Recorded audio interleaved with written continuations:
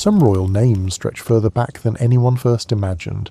You're listening to Made for Sleep, where history unfolds slowly and without urgency.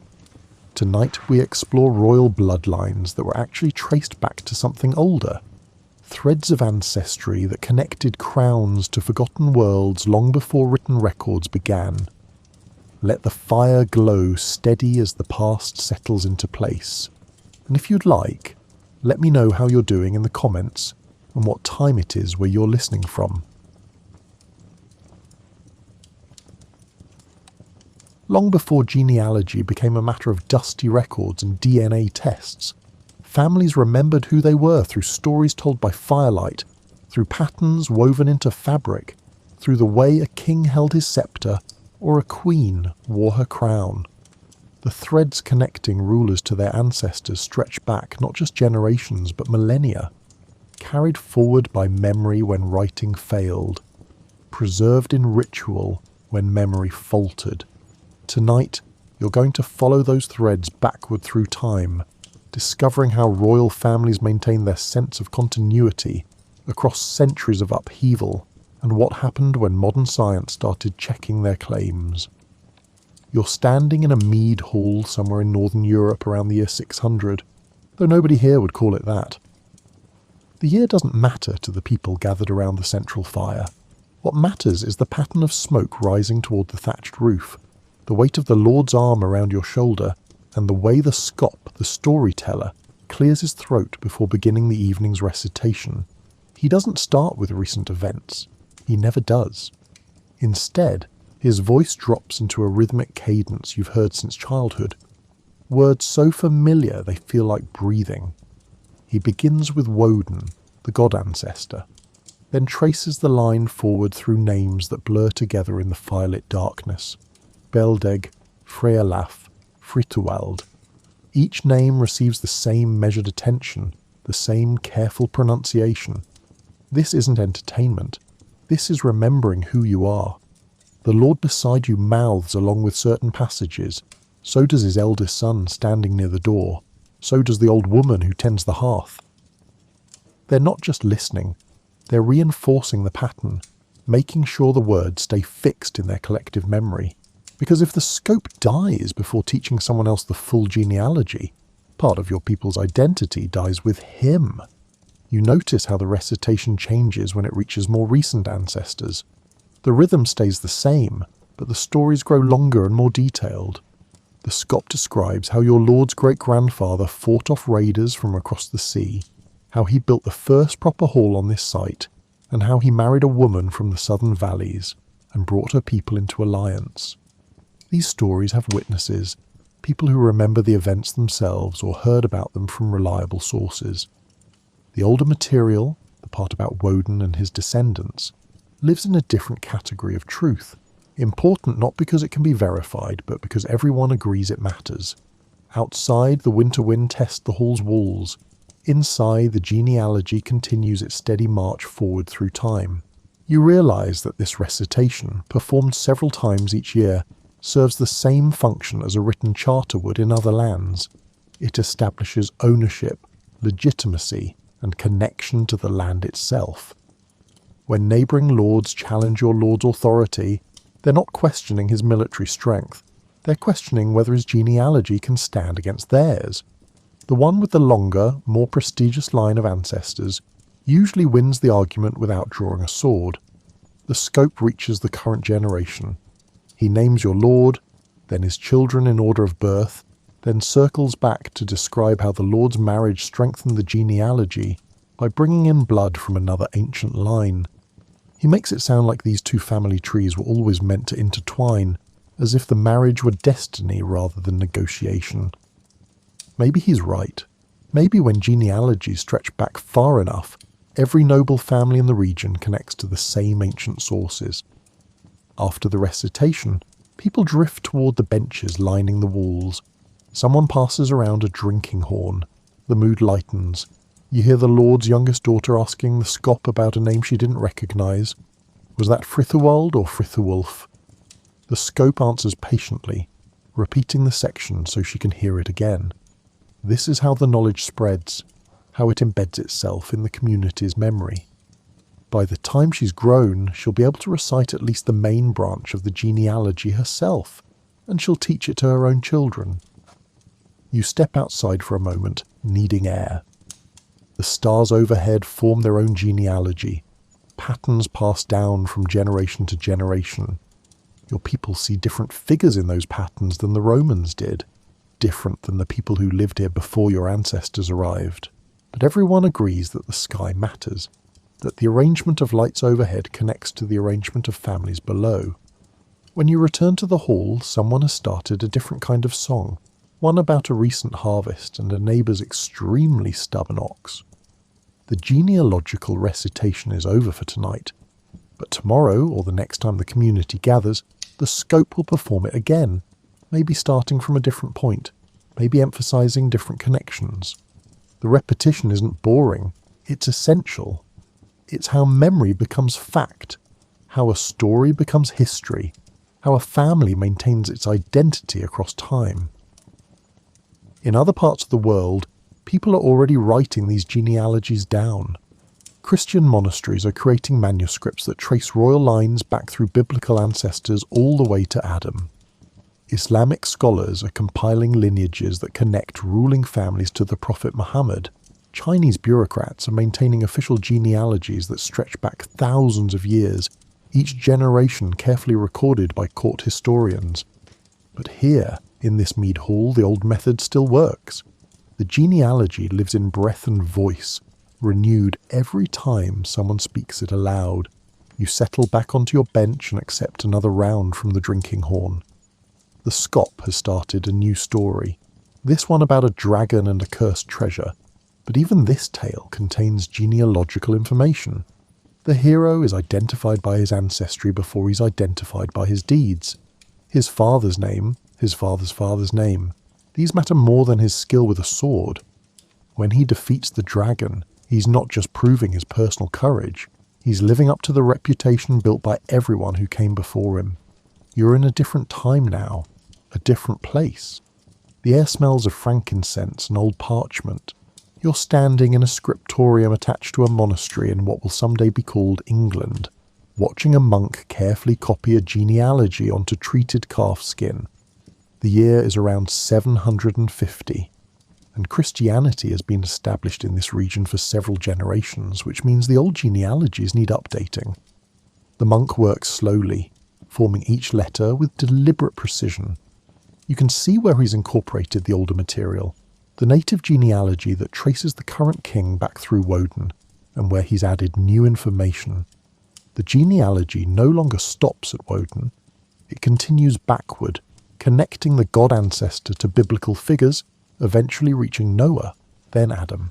The monk has effectively bridged two genealogical traditions, creating a hybrid that satisfies both the king's desire to maintain his ancient lineage and the church's need to fit that lineage into a Christian framework. This isn't dishonest exactly. The monk genuinely believes that all human families ultimately descend from Adam, which means the old genealogies must connect to the biblical narrative somewhere. He's just making those connections explicit, filling in the gaps that the old schools left empty. The fact that Woden transforms from a god into a distant human descendant of Noah, well, that's simply theological correction. The genealogy itself remains intact. You watch him write for a while, noting how he occasionally pauses to consult other manuscripts. He's comparing this king's genealogy to others, making sure the earlier generations align properly. Royal families in this region have been intermarrying for centuries, which means their genealogies should intersect at predictable points. If they don't, someone made a mistake, or someone is lying. The monk's job involves detective work as much as copying. He's verifying claims, checking sources, and occasionally correcting errors that crept into older versions.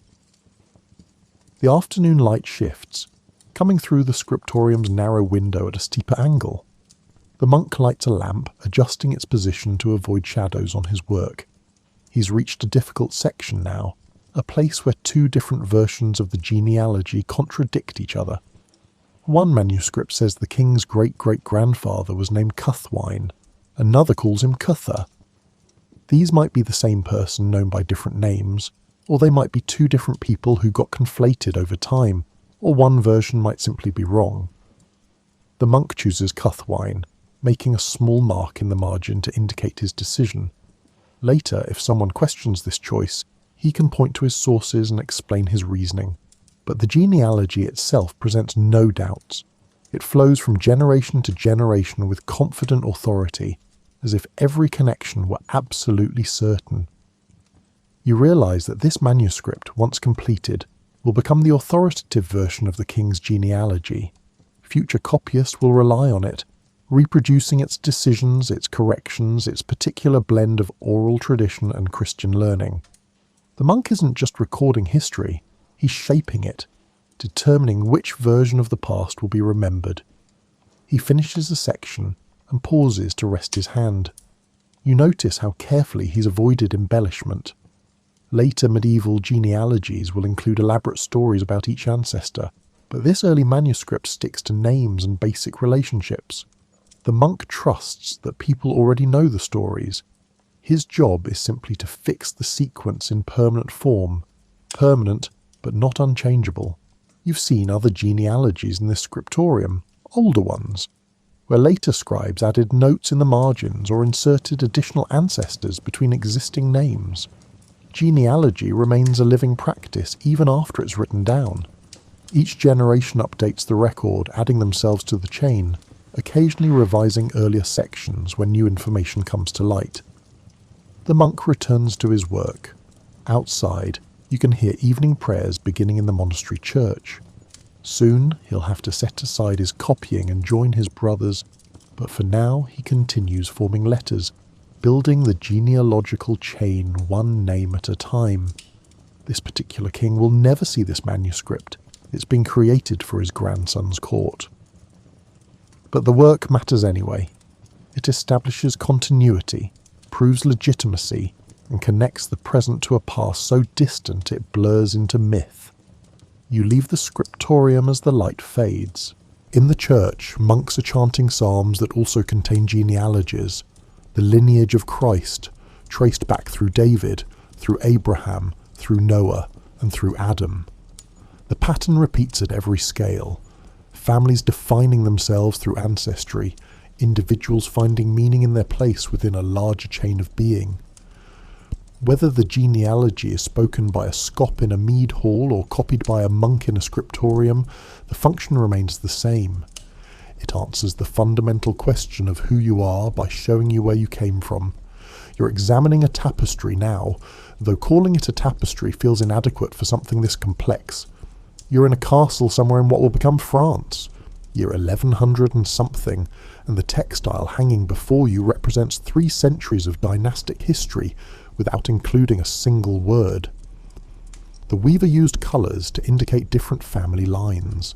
The current duke's ancestors appear in deep blue threads, while his wife's family shows up in crimson. Where marriages connected the 2 lines, the colours intertwine in patterns that look almost decorative until you understand the code. That knot of blue and crimson in the upper left quadrant, that's the marriage between the duke's great-great-grandfather and a princess from the neighbouring duchy. The smaller knot below it represents their son's marriage, which brought in a 3rd family line shown in gold thread.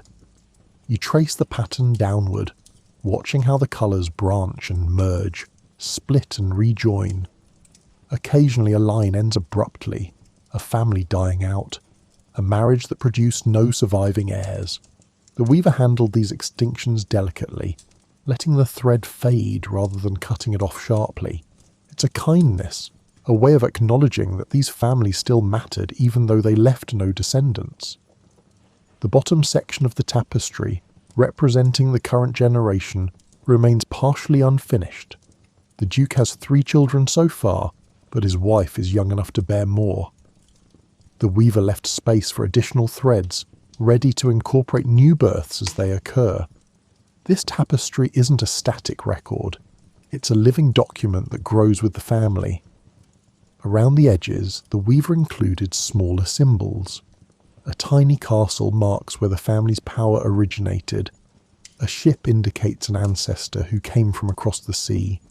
A crown, barely larger than your thumbnail, shows which ancestor first achieved royal status. These symbols don't follow any universal code. Each family develops its own visual language. But members of the household understand what they're seeing. A child growing up with this tapestry on the wall absorbs the family history without reading a word, learning to recognize the pattern of colours and symbols that defines their identity. You move to a different part of the castle, where stonemasons are carving genealogical information into the walls themselves. They're creating a frieze that will run the length of the Great Hall, showing the Duke's ancestors in stylized portrait form. Each figure holds objects that identify them: a sword for the military commander, a bishop's staff for the one who entered the church, and a model of a cathedral for the ancestor who funded its construction. The lead mason explains that they're working from both written records and oral tradition. Some ancestors are well documented, their appearances described in multiple sources. Others exist only as names in genealogies, with no reliable information about what they looked like or achieved. For these shadowy figures, the masons are creating representative images based on what they know about the period. An ancestor from 200 years ago gets dressed in the armour style of that era, shown in the architectural setting that would have been typical for his rank and time. This isn't deception, it's interpretation. The masons understand that they're filling gaps in the historical record, making educated guesses, and creating a coherent visual narrative from fragmentary information. The Duke who commissioned this work understands it too. He's not asking for historical accuracy in a modern sense. He's asking for a representation of his family's continuity, a way to make abstract genealogical connections concrete and visible. You watch the masons work for a while, noting their attention to small details. They're not just carving faces, they're creating a whole environment, a world where these ancestors seem to exist simultaneously. The architectural background shifts subtly from figure to figure, suggesting the passage of time without breaking the visual unity. A battlement from the 12th century transitions smoothly into a courtyard from the 11th, which opens onto a hall from the 10th. The effect is dreamlike, as if all these ancestors inhabit a single timeless space. Later, you examine the Duke's seal, which contains its own compressed genealogy. The central image shows the Duke himself, but the border includes tiny shields representing his 4 grandparents, their 8 parents, and their 16 grandparents. 30 ancestors are commemorated in a space barely larger than a coin. Anyone who sees this seal on a document can immediately assess the Duke's lineage, understand which families contributed to his bloodline, and judge whether his claims to authority rest on a solid genealogical foundation. The symbolism goes deeper than you initially realized. The way the shields are arranged follows a specific pattern, with the most prestigious lines given prominent positions. The Duke's connection to the old royal family appears at the top of the seal, even though that relationship is distant and goes through his mother's side. A more recent but less prestigious connection to a wealthy merchant family is tucked away near the bottom, acknowledged but not emphasized. You're starting to understand how genealogy functions in this world. It's not just about recording facts, it's about presenting those facts in ways that support specific claims to power and prestige. Every choice matters: which ancestors to emphasize, which marriages to highlight, which family branches to trace in detail, and which to mention only briefly. The tapestry, the frieze, the seal, they're all arguments, rhetorical constructions designed to persuade viewers that this Duke deserves his position, because his ancestry proves his worth. But the argument only works if people accept the underlying premise that ancestry matters. And in this world, that premise goes unquestioned. You are who your ancestors were. Your worth derives from their achievements. Your right to rule rests on their ability to maintain an unbroken line of descent from someone even more important. Someone who lived so long ago that history blurs into legend. You've moved forward in time now, to an era when genealogy has become both more sophisticated and more contested. You're in a city that will someday be called Istanbul, though right now it's still Constantinople, capital of the Byzantine Empire, in the year 1300 or thereabouts. You're attending a court ceremony where a newly appointed official is having his ancestry formally verified. The process is more rigorous than you expected. A board of scholars examines documents going back 7 generations, checking birth records, marriage contracts, property transfers, anything that might confirm or contradict the official's claimed lineage. They're particularly interested in his maternal ancestry, since Byzantine succession often passed through women when male lines failed. One scholar raises a question about the official's great-great-grandmother. The documents show her family name, but there's some ambiguity about which branch of that family she belonged to. Was she from the senior branch, which would give the official a connection to a former emperor, or the junior branch, which would make his ancestry respectable but not exceptional? The official's representative produces additional documents, letters, legal agreements, and even a piece of jewellery engraved with family symbols. The scholars examine everything carefully, comparing signatures, checking dates, and analysing the provenance of each item. This isn't hostile scrutiny. They genuinely want to establish the truth. In an empire where political power depends heavily on ancestry, accurate genealogies serve everyone's interests. After several hours of deliberation, the scholars issue their verdict. The official's ancestry is confirmed, including his connection to the imperial line, though that connection is distant enough that it grants prestige without creating any threat to the current emperor. Everyone seems satisfied. The official receives his formal appointment, his verified genealogy is entered into the court records, and the ceremony moves on to other business. You stick around to talk with one of the scholars afterward. He explains that these verification ceremonies have become more important as the empire's political situation grows more complex. There are multiple families claiming imperial descent, and those claims need to be evaluated carefully. Accept someone's genealogy without proper verification, and you might accidentally strengthen the position of a potential usurper. Reject a legitimate claim, and you insult a powerful family, potentially creating enemies. The scholar shows you some of the genealogical documents in the court archives.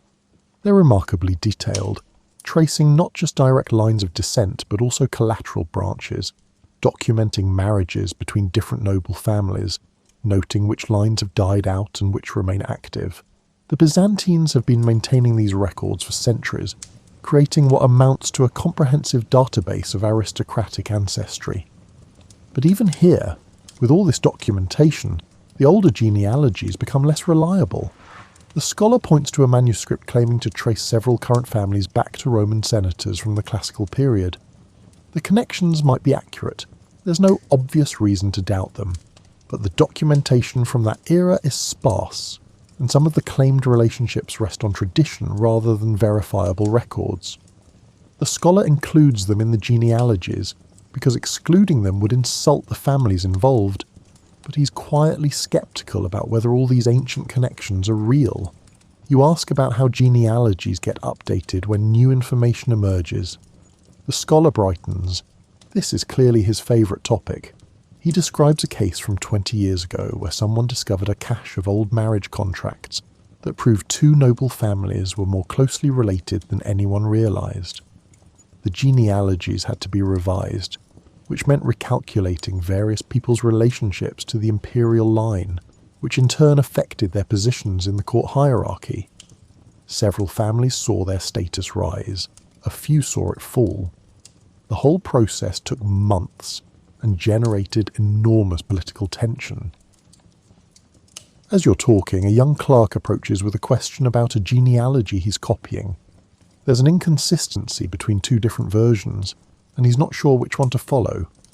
The scholar examines both documents, asks several questions about where they came from, then makes a decision based on which source he considers more reliable. The clerk thanks him and hurries away. This is apparently a common occurrence.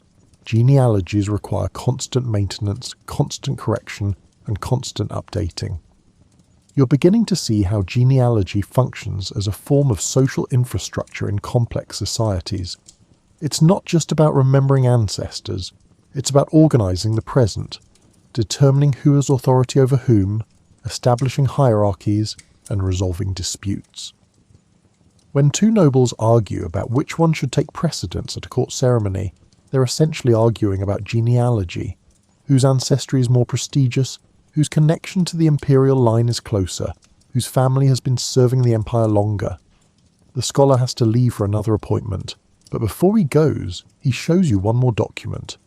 It's a genealogical chart that attempts to trace all the current imperial claimants back to a common ancestor. The chart looks like a many-branched tree, with different lines spreading out and occasionally reconnecting through intermarriage. Some branches are marked as extinct, others are noted as being in exile or under house arrest. The scholar points to a particular intersection on the chart where 4 different lines converge.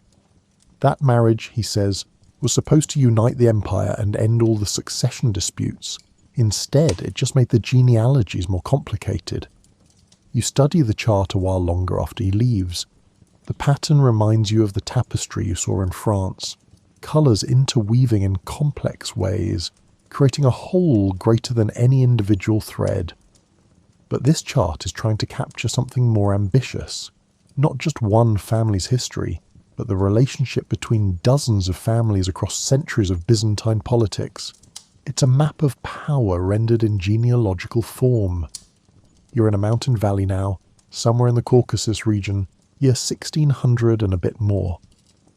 The air is thinner here, sharp with the scent of alpine flowers and distant snow. You're sitting with an elderly woman who serves as her community's keeper of genealogical knowledge. She's teaching a younger woman, probably her granddaughter, how to remember the family lines. The method is unlike anything you've seen before. Instead of reciting names in order or drawing family trees, the old woman uses the landscape itself as a mnemonic device. She points to a particular peak and says that mountain represents one of the great ancestor families. The next peak over represents another family. The valley between them represents the marriage that connected the 2 lines.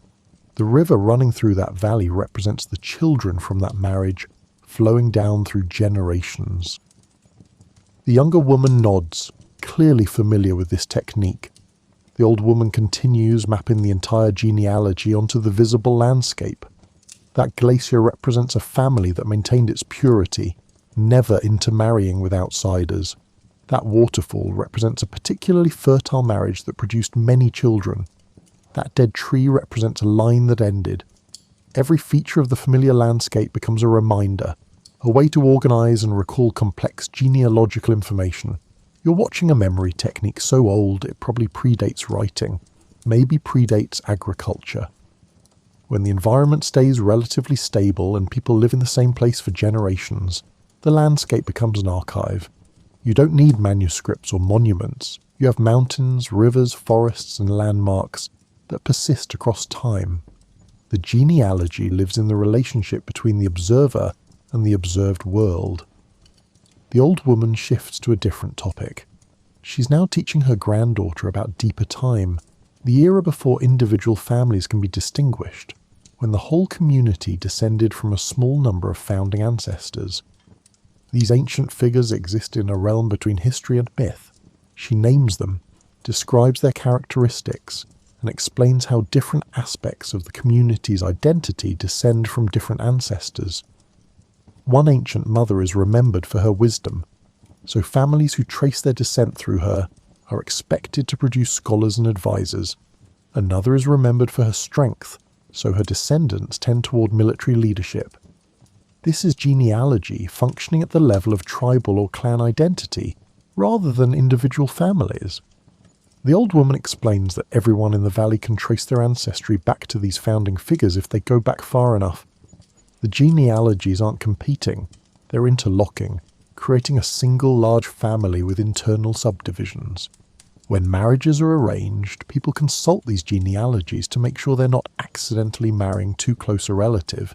The old woman knows the entire structure by heart and can calculate relationships between any 2 people in the valley within a few generations of accuracy. The younger woman asks about a particular ancestor, someone who lived maybe 10 generations ago. The old woman tells the story. This ancestor married someone from the next valley over, bringing new blood into the community. His wife introduced skills in textile production, that the valley had lacked before. Their children inherited both their father's connection to the land and their mother's craft knowledge. The genealogy explains not just who people are, but also how the community acquired its distinctive characteristics. You notice that the old woman includes women in the genealogy just as frequently as men. This isn't always the case in other regions you've observed, but here, maternal ancestry carries as much weight as paternal descent. Several of the most important ancestors are women, and their names are remembered with the same care as male ancestors. The landscape itself reflects this balance. The mountain passes are named after ancestral mothers, who supposedly led their people through them, while the peaks honour ancestral fathers who defended the valleys. As the teaching session continues, you realise that this genealogical knowledge serves practical functions beyond establishing identity. The old woman is explaining which families historically allied with which others during conflicts, which families have blood debts to settle, and which families owe each other support based on ancient marriage connections. This information still matters. The valley might look peaceful now, but everyone remembers that disputes can flare up quickly, and when they do, people need to know who will stand with them based on genealogical ties. The sun is setting, painting the mountain peaks in shades of gold and rose. The old woman asks her granddaughter to recite what she's learned. The younger woman begins mapping the genealogy onto the landscape, pointing to each feature, naming the ancestors, and explaining the connections. She makes a few mistakes, mixing up which river represents which family branch. The old woman corrects her gently, and they go through that section again. You think about how vulnerable this system is. If the old woman dies before the younger one fully learns the genealogies, information will be lost. If the community has to leave this valley because of war or natural disaster or economic collapse, the landscape-based memory system will fail. They'll have to reconstruct the genealogies from whatever people remember, and details will inevitably be lost or confused. But the system has already survived longer than most written records. The old woman learned these genealogies from her grandmother, who learned them from her grandmother, creating a chain of female knowledge keepers stretching back further than anyone can precisely trace. The landscape has changed slightly over that time. Glaciers retreating, forests growing, rock slides altering specific features, but the essential structure remains stable enough to support the genealogical memory. The teaching session ends as darkness settles over the valley. The younger woman helps her grandmother stand, and they walk slowly back toward the cluster of houses visible in the distance. You stay a bit longer, looking at the mountains in the fading light, trying to see them as the old woman sees them, not just as geological features, but as a vast genealogical chart, each peak and valley representing connections between people across time. You're in a different world now, one where genealogy has become a matter of official record-keeping. You're in what will someday be called Morocco, year 1720-something, sitting in a court where a man is proving his descent from the Prophet Muhammad. This isn't a casual claim. It carries significant social and legal implications.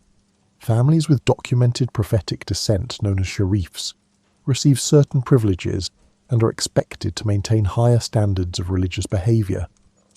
The claimant has brought witnesses and documents. The documents are impressive. Genealogical charts on heavy paper, annotated in careful calligraphy, some of them clearly quite old. The judges examine each document, checking seals, comparing handwriting, and looking for signs of forgery or alteration. They're not skeptics exactly, but they're thorough. Too many false claims have been made over the centuries. The authentic sharifs deserve protection from frauds. One of the judges reads the genealogy aloud, tracing the line backward from the claimant through his father, his grandfather, and his great-grandfather, generation after generation, names flowing in a steady stream that eventually reaches the Prophet's daughter Fatima and her husband Ali. The genealogy takes nearly 10 minutes to recite in full. Some names come with brief annotations. This ancestor was a scholar, that one participated in a particular military campaign. But mostly it's just names and relationships, a chain of descent spanning more than 1,000 years. The witnesses testify that they've known the claimant's family for years and can confirm the recent generations of the genealogy. They've seen the documents before, stored in the family's possession, and brought out for weddings and other significant occasions. The family has always claimed this descent and has always been recognised as sheriffs by their community. The current claim isn't new. It's just the first time this particular branch has sought official certification. After deliberation, the judges issue their verdict. The genealogy is accepted as authentic. The claimant receives certification of his status as a sharif, which will be recorded in official registers and can be shown to authorities if questions arise in the future. The ceremony is brief and formal, but you can see the claimant's relief. This certification affects not just him but his descendants, establishing their status for generations to come. You spend some time examining the genealogical archives maintained by the court. They're extensive, containing thousands of certified family trees, some stretching back centuries. The archives serve multiple purposes: establishing religious status, settling inheritance disputes, verifying claims to certain positions or privileges, and maintaining social hierarchies. The archivists who maintain these records take their responsibilities seriously. A misattribution or error could affect families for generations. One archivist shows you some of the challenges they face. Different branches of the same family sometimes maintain contradictory genealogies. Both branches might claim descent from a particular ancestor, but they disagree about the intermediate generations. Or two families both claim the same prestigious ancestor, but it's unlikely both claims are true. The archivists investigate these disputes, comparing documents, interviewing witnesses, sometimes discovering that the disagreement stems from a simple copying error made generations earlier. The archivist explains that prophetic descent is just one type of genealogy they maintain. They also have records of descent from the Prophet's companions, from early Muslim scholars, and from various tribal ancestors important to North African history. Each type of genealogy comes with its own standards of evidence and its own community of people who care about maintaining accurate records. You notice that these written genealogies coexist with oral traditions. Families still recite their ancestries from memory, teaching children to remember the names even though written records exist. The oral and written traditions support each other, with contradictions between them often prompting investigations that result in corrections to one or both versions. Later, you observe a different kind of genealogical work. A scholar is compiling a comprehensive genealogical reference work, attempting to map the relationships between all the major Sharif families in the region. It's an enormous undertaking requiring him to compare hundreds of family trees, identify points where different lines intersect, note discrepancies, and make judgments about which genealogies are most reliable. The scholar works surrounded by manuscripts, some of them centuries old and others recently compiled. He's creating a meta-genealogy, a reference work that will help future scholars and judges verify claims more easily. But he's also aware that his work will become authoritative. People will cite it, copy from it, trust it. Any errors he makes will propagate through future generations of genealogical scholarship. You watch him puzzle over a particularly difficult connection. Two families both claim descent from the same ancestor 5 generations back, but the documentation is contradictory. One family's genealogy shows this ancestor as having 3 sons, the other shows 4. The scholar has to decide which version is correct or whether both families are describing different people who happen to have the same name. He makes notes, marks the entry as uncertain, and moves on. Perfection isn't possible. He's doing the best he can with the available evidence. As you're leaving, you notice a young man approaching the archive, carrying old papers carefully wrapped in cloth. He's brought his family's genealogical documents to be examined and possibly certified. The archivists welcome him and begin the process of evaluation. This is ongoing work, never complete, always responding to new claims and new questions. The genealogies are living documents, constantly being tested against evidence, updated with new generations and corrected when errors come to light. You've jumped forward to the present day, or something close to it.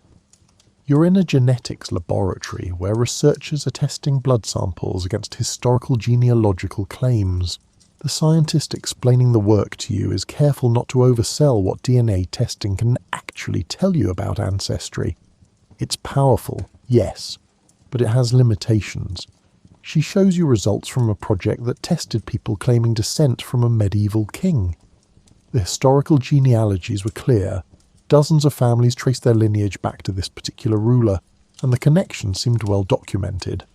But when the DNA results came back, they told a more complicated story. Some of the claimants did share genetic markers suggesting common ancestry. Others showed no relationship at all, despite having genealogies that looked equally convincing. This doesn't necessarily mean fraud. The scientist explains how genealogies can be perfectly accurate on paper while being incorrect biologically. Maybe a wife had an affair that resulted in a child, but the husband never knew, so the child was raised as his and entered the genealogy as his legitimate heir. This non-paternity event gets passed down through generations. The paper trail shows one line of descent, the DNA shows another. Or maybe someone was adopted, formally or informally, and that adoption got forgotten or deliberately concealed over time. Or maybe a genealogist centuries ago made an honest mistake, connecting two families that weren't actually related. The written record propagated that error forward through the centuries, and now DNA testing reveals the truth. The scientist is analysing results from a different project now. This one focused on whether European royal families actually descend from ancient rulers as their genealogies claim. Some families trace their ancestry back to Charlemagne, to Merovingian kings, to Roman emperors, and even to figures from classical mythology. The paper trail looks solid for the more recent centuries, but the connections to ancient rulers grow increasingly speculative as you go further back. DNA testing can sometimes verify these ancient connections, but more often it just raises new questions. The scientist shows you results suggesting that several current European royal families do share common ancestors, but those ancestors lived more recently than the traditional genealogies claim. The genetic evidence points to connections from the medieval period, not the classical era. This creates interesting problems. Do you trust the genealogies compiled by careful scholars over many centuries, or do you trust the DNA evidence? Maybe both are telling true stories. The genealogies describing legal and social descent and the DNA describing biological descent, and the two don't always align. You ask about one of the most famous cases, the question of whether Japan's imperial family genuinely represents an unbroken line stretching back thousands of years, as they claim. The scientist explains that this hasn't been definitively tested, partly because the family guards its privacy carefully, and partly because the question is politically sensitive. The traditional genealogy shows continuous descent from the legendary first emperor, but historians have long suspected that the early portions of that genealogy are mythical rather than historical. DNA testing could potentially settle the question of how far back the verifiable line extends, but it probably won't. Even if testing showed breaks in the genetic line, that wouldn't necessarily invalidate the cultural and historical continuity. Dynasties can continue through adoption, through succession by relatives, through various means that preserve institutional continuity, even when biological descent gets interrupted. The scientist moves on to discussing a project involving one of the oldest verified genealogies in the world, the Confucian Kong family in China. The family claims direct descent from Confucius himself, a lineage of nearly 2,500 years. The genealogical records are extraordinarily detailed, maintained by the family with religious devotion. Some branches of the family have preserved their records through wars, revolutions and upheavals that destroyed most other documentation. When researchers tested DNA from members of this family, they found evidence generally supporting the claimed connections, at least for the portions of the genealogy where documentation exists. The further back you go, the hazier things get, but that's true of all genealogies. The remarkable thing is how much continuity has been preserved. How many generations maintain the records carefully enough that connections can still be verified more than 2 millennia later? The scientist shows you another case, this one involving genetic testing of people who claim descent from Muhammad. The traditional genealogies are extensive and carefully maintained, but they're also impossible to verify directly, since DNA from the Prophet himself obviously doesn't exist for comparison. What researchers can do is look for genetic markers that suggest common ancestry among people who claim descent through different lines. If multiple families claiming descent through different children of the Prophet show recent common ancestry, that supports the general claim even if it can't verify the specific connection to Muhammad. The results have been mixed.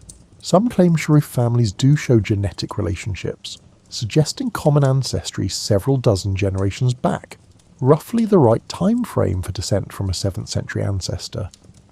Others show no particular relationship, suggesting that at least some Sharif genealogies are incorrect or fabricated, or perhaps more charitably, that they represent cultural and spiritual descent rather than strict biological inheritance. You're beginning to understand that modern genetic testing isn't destroying ancient genealogies so much as adding another layer of complexity to them. The genealogies were always approximations, always contained errors and uncertainties, and always blended myth with history. DNA testing reveals some of those complexities but creates new mysteries of its own. Why do these families show a genetic connection but not those ones? Where did this unexpected genetic marker come from? What do you do when the scientific evidence contradicts centuries of carefully maintained records? The scientist mentions one more case before you leave. Researchers tested members of various Polynesian royal families, checking whether their traditional genealogies aligned with genetic evidence. Polynesian culture maintains detailed oral genealogies going back dozens of generations, and these genealogies are central to identity and social organization throughout the Pacific. The genetic results generally supported the traditional genealogies, but revealed one surprise. Several royal families showed genetic connections to South American populations. This supported the controversial theory that ancient Polynesians reached South America, but it also suggested that the contact went both ways, with some South American genetic material entering Polynesian populations. The traditional genealogies didn't record this because it happened so long ago that the specific details were forgotten, but the genetic evidence preserved the memory of contact across the Pacific. You're in a comfortable library now, the kind with deep chairs and good lighting, talking with a historian who specializes in royal genealogies. She's explaining why these family trees matter beyond just satisfying curiosity about the past. Genealogy, she says, is one of the primary ways human societies create continuity across time. When a new king takes the throne, his genealogy connects him to previous rulers, creating the impression that he is not a revolutionary or usurper, but the natural heir to a long tradition. Even if that genealogy has been somewhat creative in establishing the connections, even if some links are dubious, the existence of an accepted genealogy stabilizes the transfer of power. She pulls out a book showing European royal genealogies from the medieval period. Many of these families invented connections to Trojan heroes, Roman emperors, or biblical patriarchs. Modern historians recognize these connections as fictional, but they weren't lies exactly. They were ways of claiming a place in a larger story, of connecting local power to universal narratives that everyone recognized. The genealogies served practical political purposes. When a king from one dynasty married a princess from another, their children inherited claims to both thrones. Genealogists could then trace those children's descent from multiple lines of ancestors, creating complex webs of inherited rights. Wars were fought over these genealogical claims. The 100 Years' War between England and France ultimately rested on competing interpretations of royal genealogy and whether women could transmit inheritance rights. The historian shows you some particularly creative genealogical connections. One medieval chronicler traced the kings of Britain back to Brutus of Troy, creating a parallel between Britain and Rome by giving both nations Trojan founders. Another gave the kings of Norway descent from ancient gods, Christianizing those gods by making them very ancient human kings, whose deeds got exaggerated into divine status.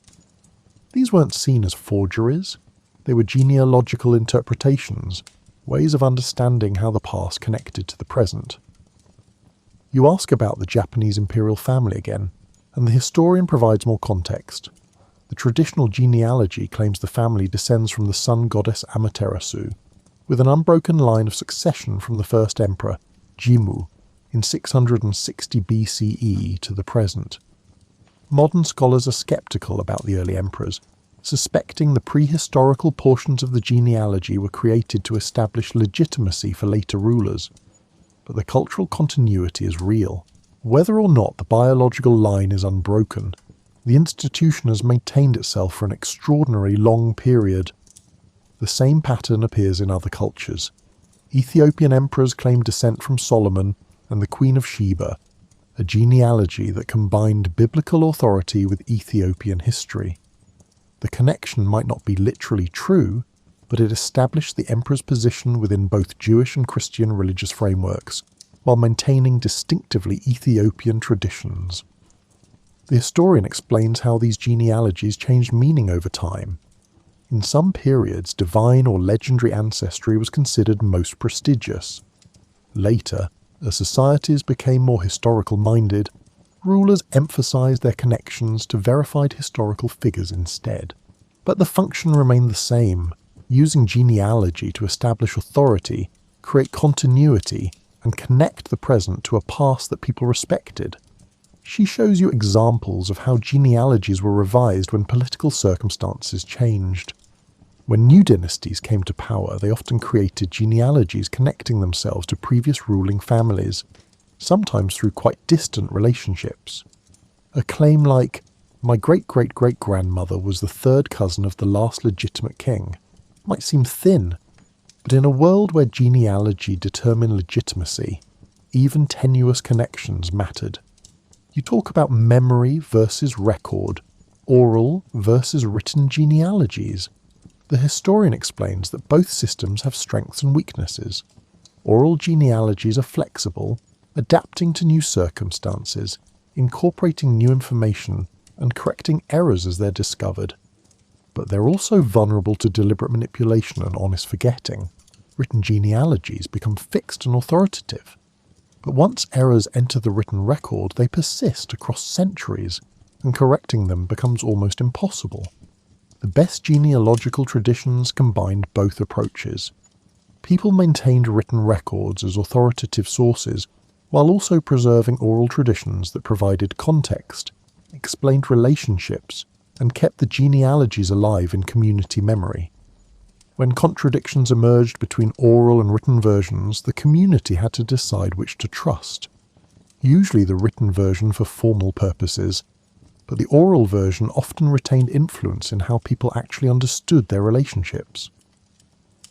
The historian mentions a fascinating case from Ireland, where some families maintained genealogies going back to ancient Celtic kings. When scholars examined these genealogies critically, they found that the really ancient portions were probably mythical, but the genealogies accurately preserved information about family relationships from the medieval period forward.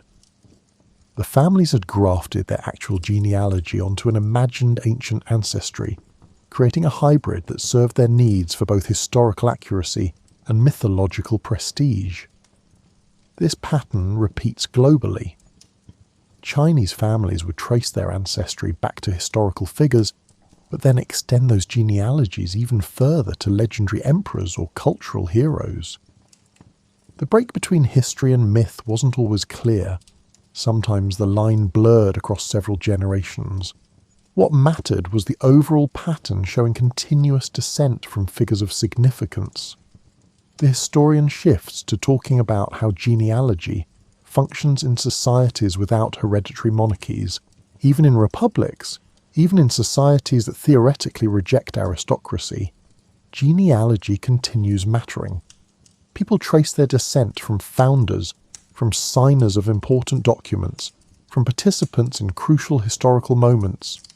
The genealogy might not grant formal privileges, but it provides identity, connection to history, and a sense of participating in something larger than one individual life. As your conversation winds down, the historian returns to the question of what continuity means. Genealogies create the illusion, or the reality, depending on your perspective, that families persist across time even as individual members are born and die. They suggest that identity isn't just personal, but inherited, that you carry forward something from everyone who came before you. Whether that's biologically true in any straightforward sense matters less than the cultural truth of genealogy, as a way of organising how we understand ourselves in time. You're in a research archive now, examining some of the oldest genealogical records that still exist. These aren't the originals, those are too fragile, but high-quality reproductions that let you see the actual documents. You're looking at genealogies from Mesopotamia, Egypt and ancient China, places where record-keeping began early enough that written genealogies survived from thousands of years ago. The Sumerian king list is particularly fascinating.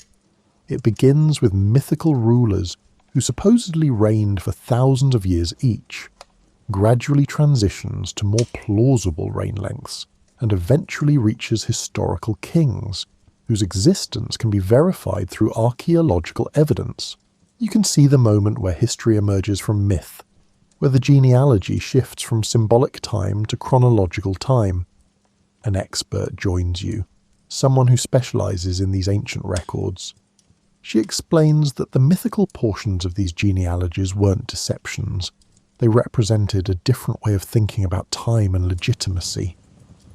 By claiming descent from rulers who lived before a great flood, later kings were connecting themselves to a primordial order, showing that their authority predated even the most ancient catastrophes. The Egyptian records are equally interesting. The pharaohs claimed descent from gods, not metaphorically but literally. This wasn't considered strange or suspicious. Divinity ran in bloodlines. A pharaoh's genealogy established not just his right to rule, but his fundamental nature as something between human and God. The genealogies mixed divine ancestors and human ancestors fluidly, creating a continuum rather than a sharp divide. The expert shows you Chinese genealogies from the Shang dynasty, oracle bone inscriptions that record royal ancestors. These are among the earliest written genealogies from China, and they're surprisingly detailed, naming not just kings, but also their wives and important relatives. The genealogy served religious purposes. Ancestors were worshipped, their favour sought through ritual. Knowing exactly who your ancestors were and how they connected to each other was necessary for proper religious practice. You're looking at one of the oldest problems in genealogical research. How do you verify claims about the distant past when written records don't exist for most of history? Every genealogy eventually reaches a point where it transitions from documented fact to oral tradition to myth. Where you draw that line determines what you accept as true. The expert explains that modern researchers try to identify where different types of evidence converge. If archaeological evidence, written records, and oral traditions all point toward the same general story that strengthens confidence in the genealogy's basic accuracy, even if specific details remain uncertain. But often these sources contradict each other, or the evidence is ambiguous, and researchers have to make judgment calls. She shows you a case from ancient Greece where historians have tried to verify the genealogies given in literary sources. Some families claim descent from heroes like Heracles, or from gods like Zeus. Obviously, those claims aren't literally true, but they might encode historical information about migrations, about which groups conquered which others, and about how different populations mixed. The genealogies are mythology, yes, but mythology that preserves social memory. You ask about the oldest genealogy that researchers actually believe traces a real line of descent. The expert pauses, considering. The honest answer, she says, is that it depends on your standards. If you accept genealogies with significant gaps and uncertainties, some Chinese and Middle Eastern royal lines have plausible claims to antiquity stretching back more than 2,000 years. If you want continuous, well-documented lines with minimal gaps. You're looking at maybe 1,000 years maximum, and even those have suspicious sections. She mentions the Davidic line, the claim that certain families descend from the biblical King David. Jewish communities maintain these genealogies for religious reasons. The Messiah was supposed to come from David's line. The genealogies were carefully preserved, but they're also impossible to verify for the ancient portions. You have to decide whether you trust the community's careful record-keeping, or whether you demand external verification that simply doesn't exist for such remote antiquity. The expert shows you one more document, a comparative chart showing how different cultures approach genealogical time. Some cultures use genealogies as literal chronologies, counting generations to calculate how long ago events occurred. Others treated genealogies more loosely, as structures showing relationships without implying precise chronological sequence. Interpreting ancient genealogies requires understanding which approach a particular culture was using.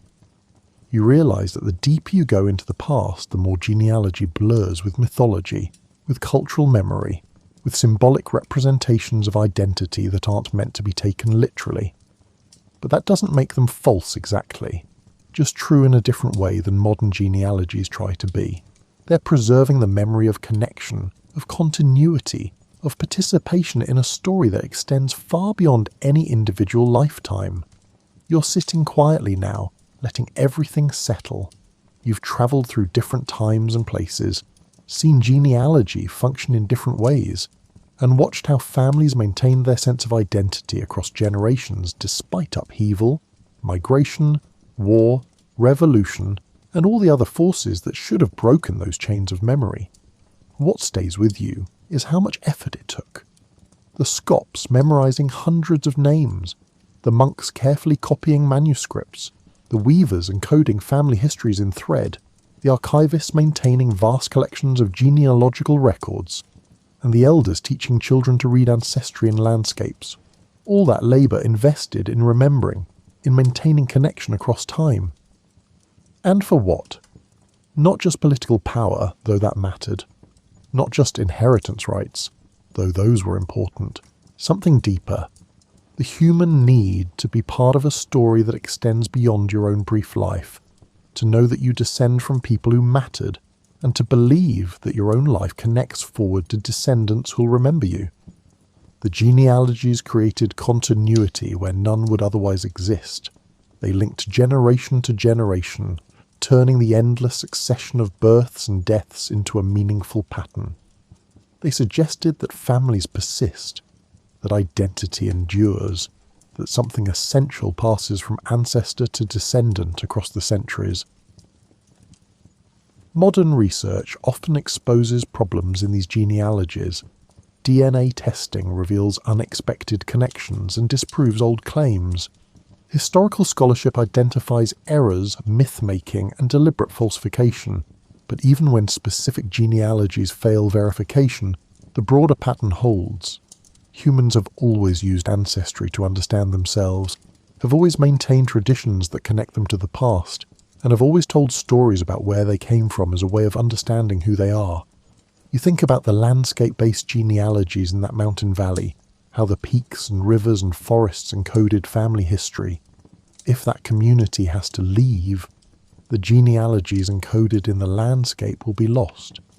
But they'll create new genealogies in their new home, new ways of remembering, and new connections to ancestors. The specific form changes, but the need for genealogical continuity persists. You think about the Byzantine scholars verifying aristocratic claims, the careful examination of documents, and the political weight resting on genealogical accuracy.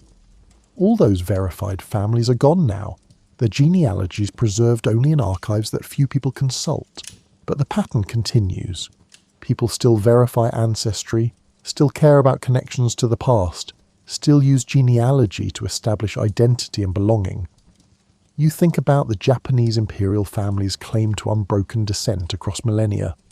Whether it's literally true probably matters less than the cultural continuity it represents, the institution that has persisted through radical transformations of Japanese society.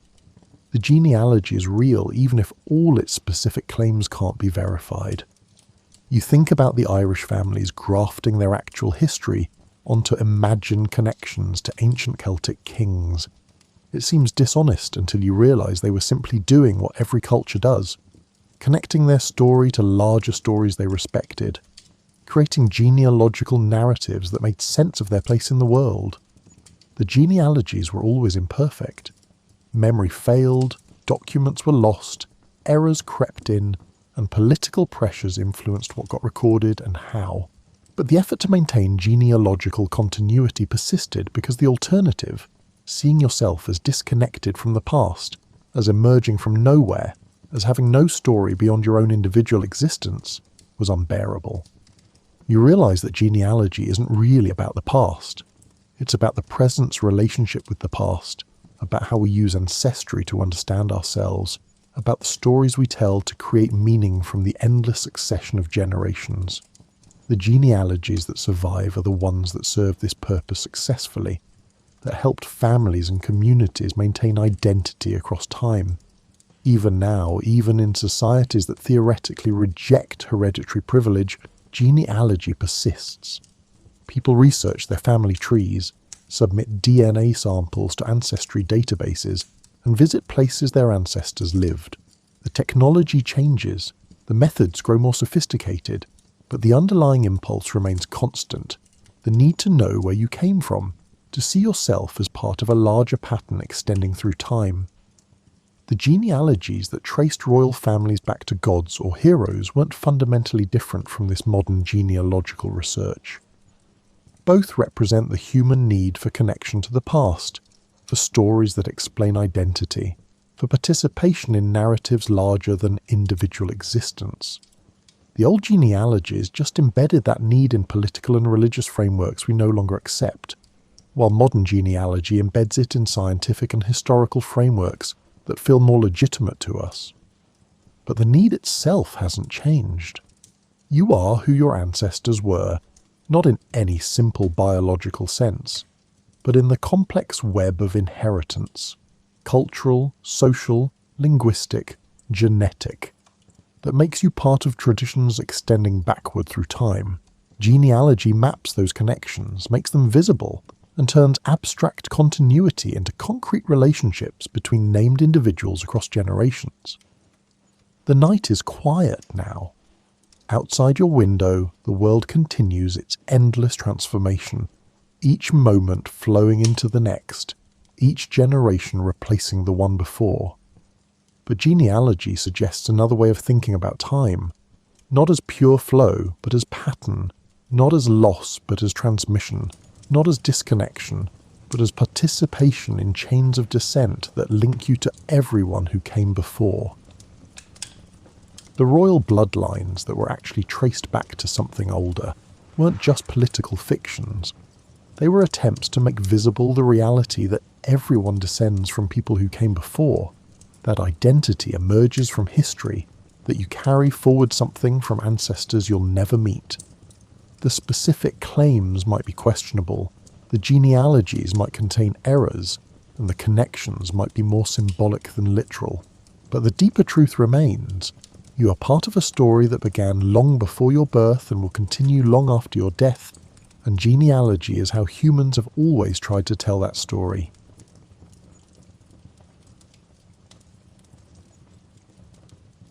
You're about to journey through humanity's most puzzling achievements, those moments when our ancestors accomplished something that still makes modern scientists scratch their heads and reach for their calculators.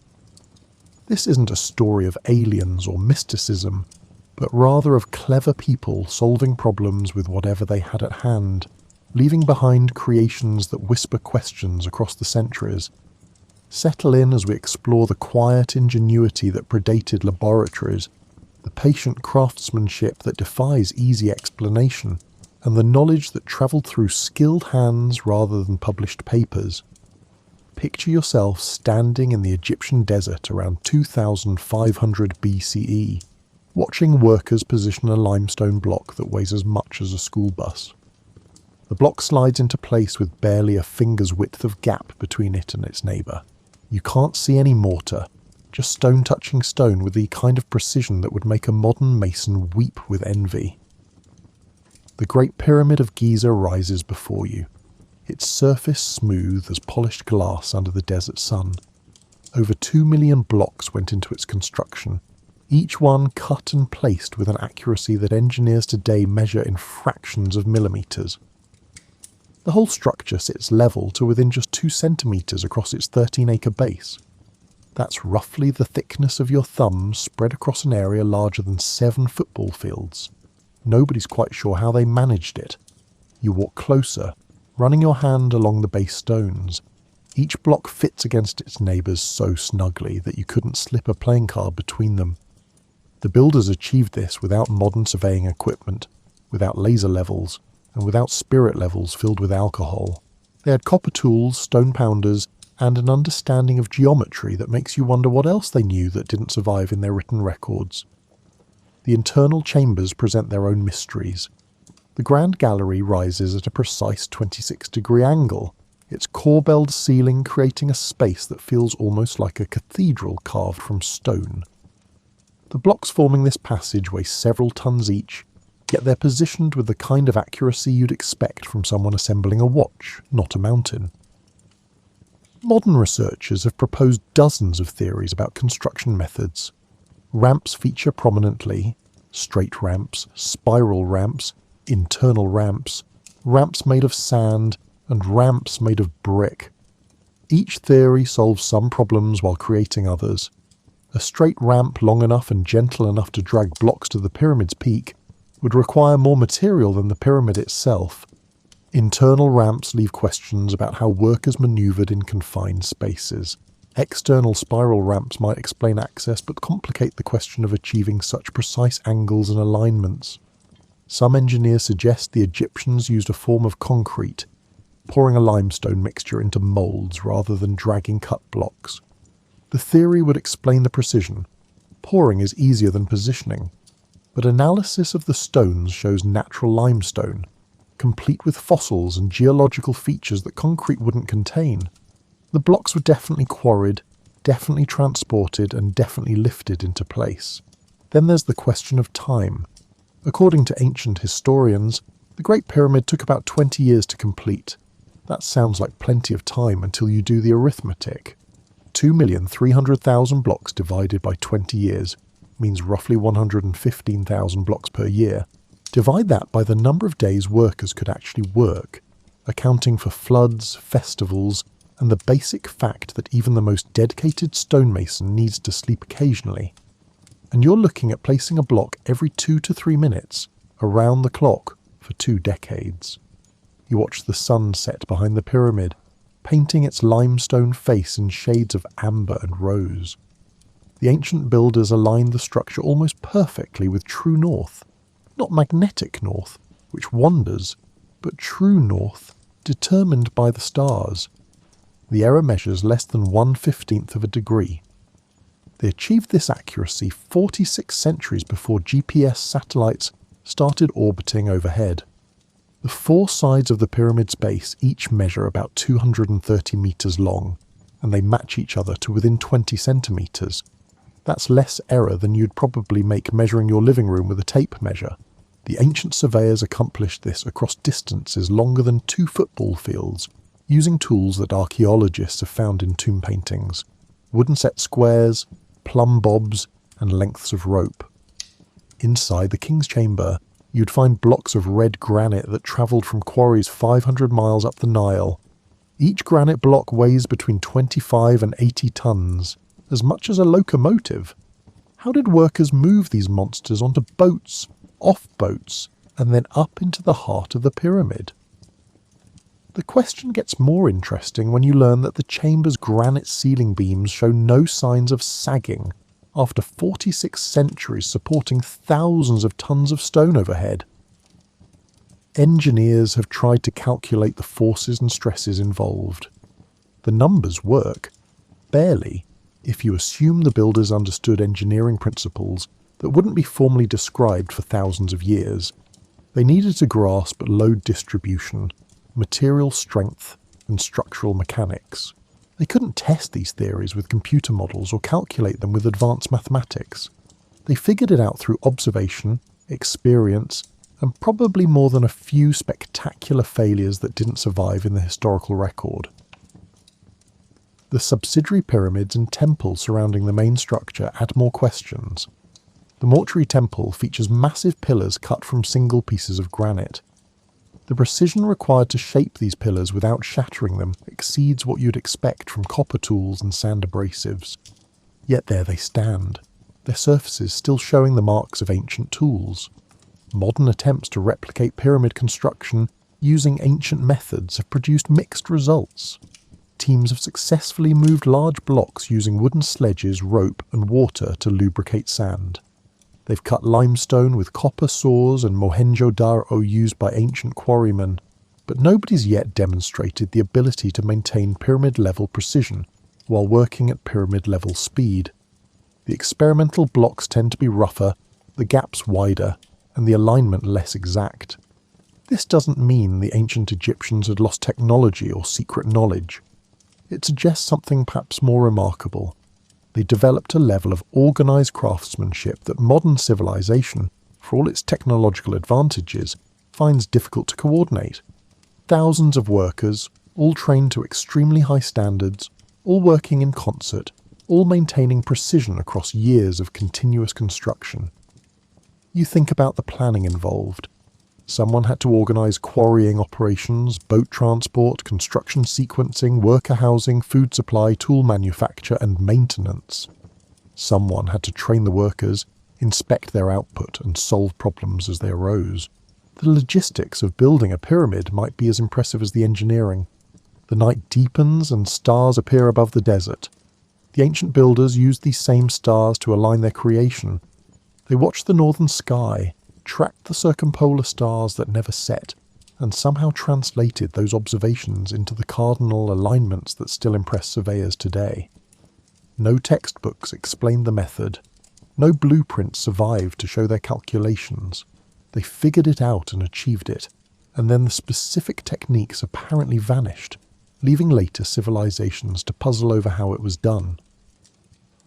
You're standing on a dock in the Bay of Naples, somewhere around 100 BCE. Behind you, Mount Vesuvius rises against a clear sky, not yet infamous for the destruction it will rain down on Pompeii. In front of you, workers are building a breakwater that will still be standing 2,000 years from now, long after most modern concrete structures have crumbled into rubble. They're mixing volcanic ash with lime and seawater, creating a material the Romans called opus caementicium. You watch as they pour this mixture into wooden forms submerged in the Mediterranean. The process looks simple enough. Mix, pour, wait. But that mixture will harden underwater into a substance tougher than anything Portland cement can produce in a marine environment. Modern concrete in seawater faces a constant battle. Salt infiltrates the material, attacking the internal structure. Steel reinforcement bars rust and expand, cracking the concrete from within. Wave action erodes surfaces. Chemical reactions weaken bonds. Most modern marine structures need repair or replacement within decades. The Romans built docks and harbours that laugh at ocean storms for millennia. The secret apparently lies in that volcanic ash, specifically the type from Pozzuoli near Naples. When mixed with lime and seawater, something happens at the molecular level that modern scientists are still working out. The seawater doesn't weaken the concrete, it actually makes it stronger. Salt water triggers chemical reactions that grow new minerals within the concrete structure, filling gaps and creating an increasingly dense interlocked network of crystals. You watch a researcher in the present day examining a sample of Roman harbour concrete under an electron microscope. She's looking at crystals of aluminum topomerite, a rare mineral that forms slowly in the presence of seawater. These crystals reinforce the concrete, growing denser over centuries. The process resembles how a pearl forms in an oyster, layer by patient layer, irritant transformed into strength. Modern concrete aims for fast strength development. Mix it, pour it, and in 28 days you've got most of your final strength. Quick project completion, fast return on investment. Roman concrete took years or even decades to reach its full strength, but it just kept getting tougher. The Romans apparently understood that patience produces different results than haste. The recipe seems straightforward: volcanic ash from specific deposits, lime from heated limestone, seawater and aggregate. Scientists have analysed the proportions, examined the minerals and identified the chemical processes. Yet attempts to recreate Roman concrete that performs as well in seawater have proven frustratingly difficult. The volcanic ash from Pozzuoli is depleted. Alternative volcanic ashes don't behave quite the same way. Modern lime production uses different temperatures than Roman kilns. Small variations in the process produce large differences in performance. You walk along the ancient harbour at Portus, Rome's main seaport. The massive curved breakwater still rises from the water, still protecting what remains of the harbour. 2,000 years of storms, earthquakes and chemical assault haven't brought it down. Parts of the structure were deliberately demolished for building materials in later centuries, but what remains is as solid as ever. The Romans built thousands of structures with their concrete: harbours, aqueducts, buildings, bridges, and the Pantheon's magnificent dome. Each structure used variations of the basic recipe, adjusted for local conditions and specific needs. The dome of the Pantheon shows particularly clever engineering. The concrete changes composition from bottom to top, with denser, heavier aggregates at the base and lighter pumice toward the apex. The builders understood load distribution and material properties without the benefit of structural engineering textbooks. Modern researchers scratch their heads over the details. How did Roman builders know which volcanic ash to use? How did they determine the right proportions for different applications? How did they train workers to maintain quality control across the vast empire? No detailed recipes survived. No technical manuals explained the process. Later civilizations knew the Romans had excellent concrete, but the specific knowledge of how to make it apparently faded away. By the Middle Ages, European builders had shifted to stonemasonry and brick. Roman concrete techniques were largely forgotten, surviving mainly in references to ancient structures rather than as living knowledge. When modern Portland cement was developed in the 19th century, it became the standard despite its poor performance in marine environments. The ancient solution sat there in harbours around the Mediterranean, demonstrating superior durability that nobody quite knew how to replicate. You think about the implications. The Romans created a material that gets stronger with age, that uses seawater as an asset rather than a threat, and that requires no steel reinforcement or exotic chemicals. They did this without understanding chemistry at the molecular level, without electron microscopes or X-ray diffraction analysis. They observed, experimented, refined their methods, and passed the knowledge through craft traditions. Current research projects are attempting to recreate Roman concrete for modern use. The environmental benefits would be substantial. Using volcanic ash and seawater reduces the need for Portland cement, which accounts for about 8% of global carbon dioxide emissions. If we could build marine structures that last 2,000 years instead of 50, the resource savings would be enormous. But the Romans didn't concern themselves with carbon footprints. They just wanted harbours that wouldn't fall apart. The volcanic ash holds particular interest. The ancient sources the Romans used, especially around Pozzuoli and the volcanic region near Rome, contain specific minerals that react in particular ways with lime and seawater. Other volcanic ashes from around the world have different mineral compositions and don't perform the same way.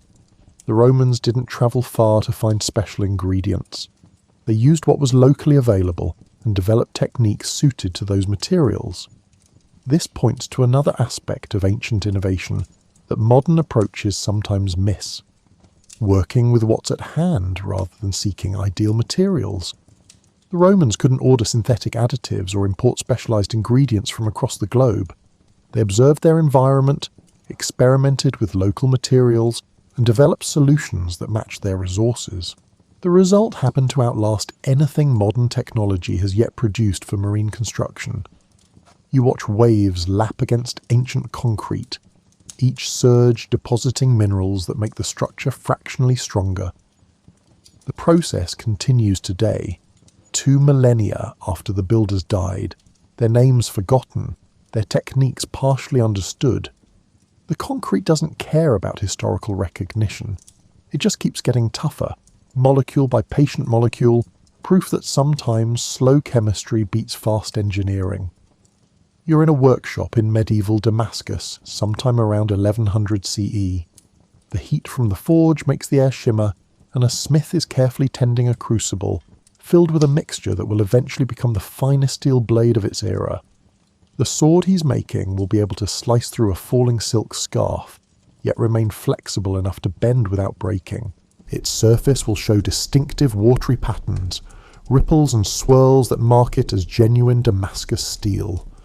No modern smith can reliably recreate it. The pattern on Damascus steel isn't decorative etching or surface treatment. It's the visible expression of the metal's internal structure.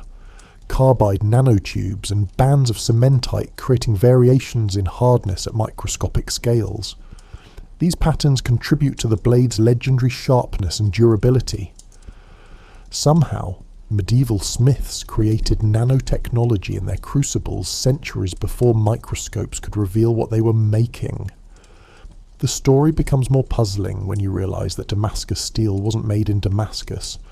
The city was a trading centre where these blades were sold, but the steel itself came from India, produced through a technique called wootz steel making. Indian smiths heated iron with carbon-rich materials in sealed clay crucibles. The exact heating process, the carbon sources and the cooling rates, all of these factors influenced the final product, and getting them wrong meant the difference between extraordinary steel and ordinary iron. You watch the medieval smith examining his blade, testing its flexibility and checking the edge. He learned his craft through years of apprenticeship, watching masters work, gradually absorbing the subtle cues that indicate when the metal is ready. The knowledge was passed through demonstration and experience rather than written formulas. You either developed the feel for it, or you made inferior blades. Modern metallurgists analysing Damascus steel find structures they wouldn't expect to see from medieval technology. The carbon content forms into precise patterns, aligned and organised at scales that seem to require controlled processes unavailable to ancient smiths. Yet there the structures are, visible under electron microscopes, creating the mechanical properties that made these blades legendary. The secret apparently lay in the ore itself. Deposits in southern India contain trace amounts of certain elements, tungsten, vanadium, and chromium, that acted as catalysts during the smelting process.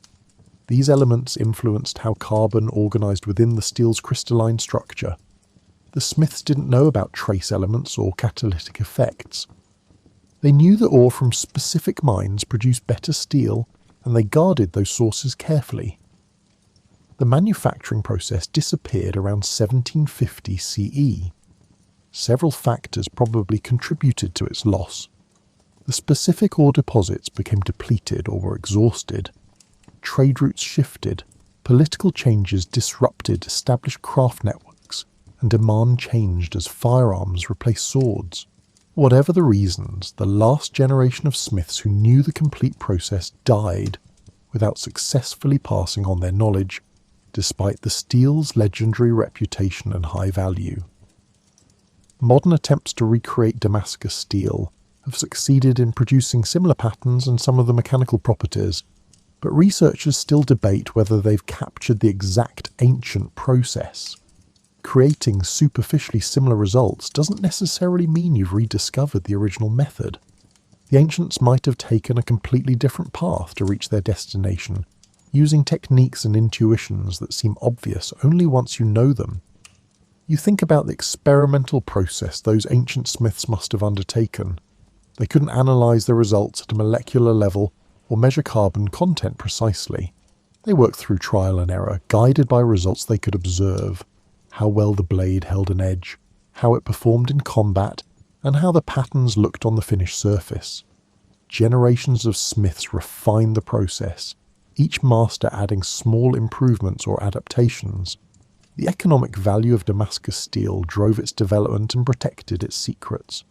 A blade of genuine Damascus steel costs considerably more than ordinary swords. Smiths who could reliably produce high-quality results enjoyed significant advantages in the marketplace. This created incentives for secrecy and for careful selection of apprentices. Knowledge became proprietary, shared within family workshops or closely guarded craft guilds. This same economic value makes the loss of the technique more puzzling. If Damascus steel commanded premium prices, why didn't more smiths learn to make it? Why didn't wealthy patrons fund efforts to preserve the knowledge when it became clear that the techniques were endangered? The historical record doesn't provide clear answers. Perhaps the smiths themselves didn't fully understand the role of specific ore sources, or the decline happened gradually enough that no single generation recognized the crisis until it was too late. You examine a genuine Damascus blade in a museum collection, its surface showing the characteristic patterns that mark it as authentic. The patterns aren't uniform. They vary from blade to blade, region to region, and even within a single sword's length. This variation suggests that smiths were adapting their techniques to specific circumstances, working with variations in ore quality, and adjusting their processes accordingly. They developed sophisticated quality control without the benefit of modern testing equipment, judging results through performance and appearance. Current research into historical Damascus steel has revealed surprising details. The carbon nanotubes found in the steel form through a self-assembly process during cooling. The trace elements in the ore seed the formation of these structures, but the smith's control of temperature and cooling rates determines the final patterns.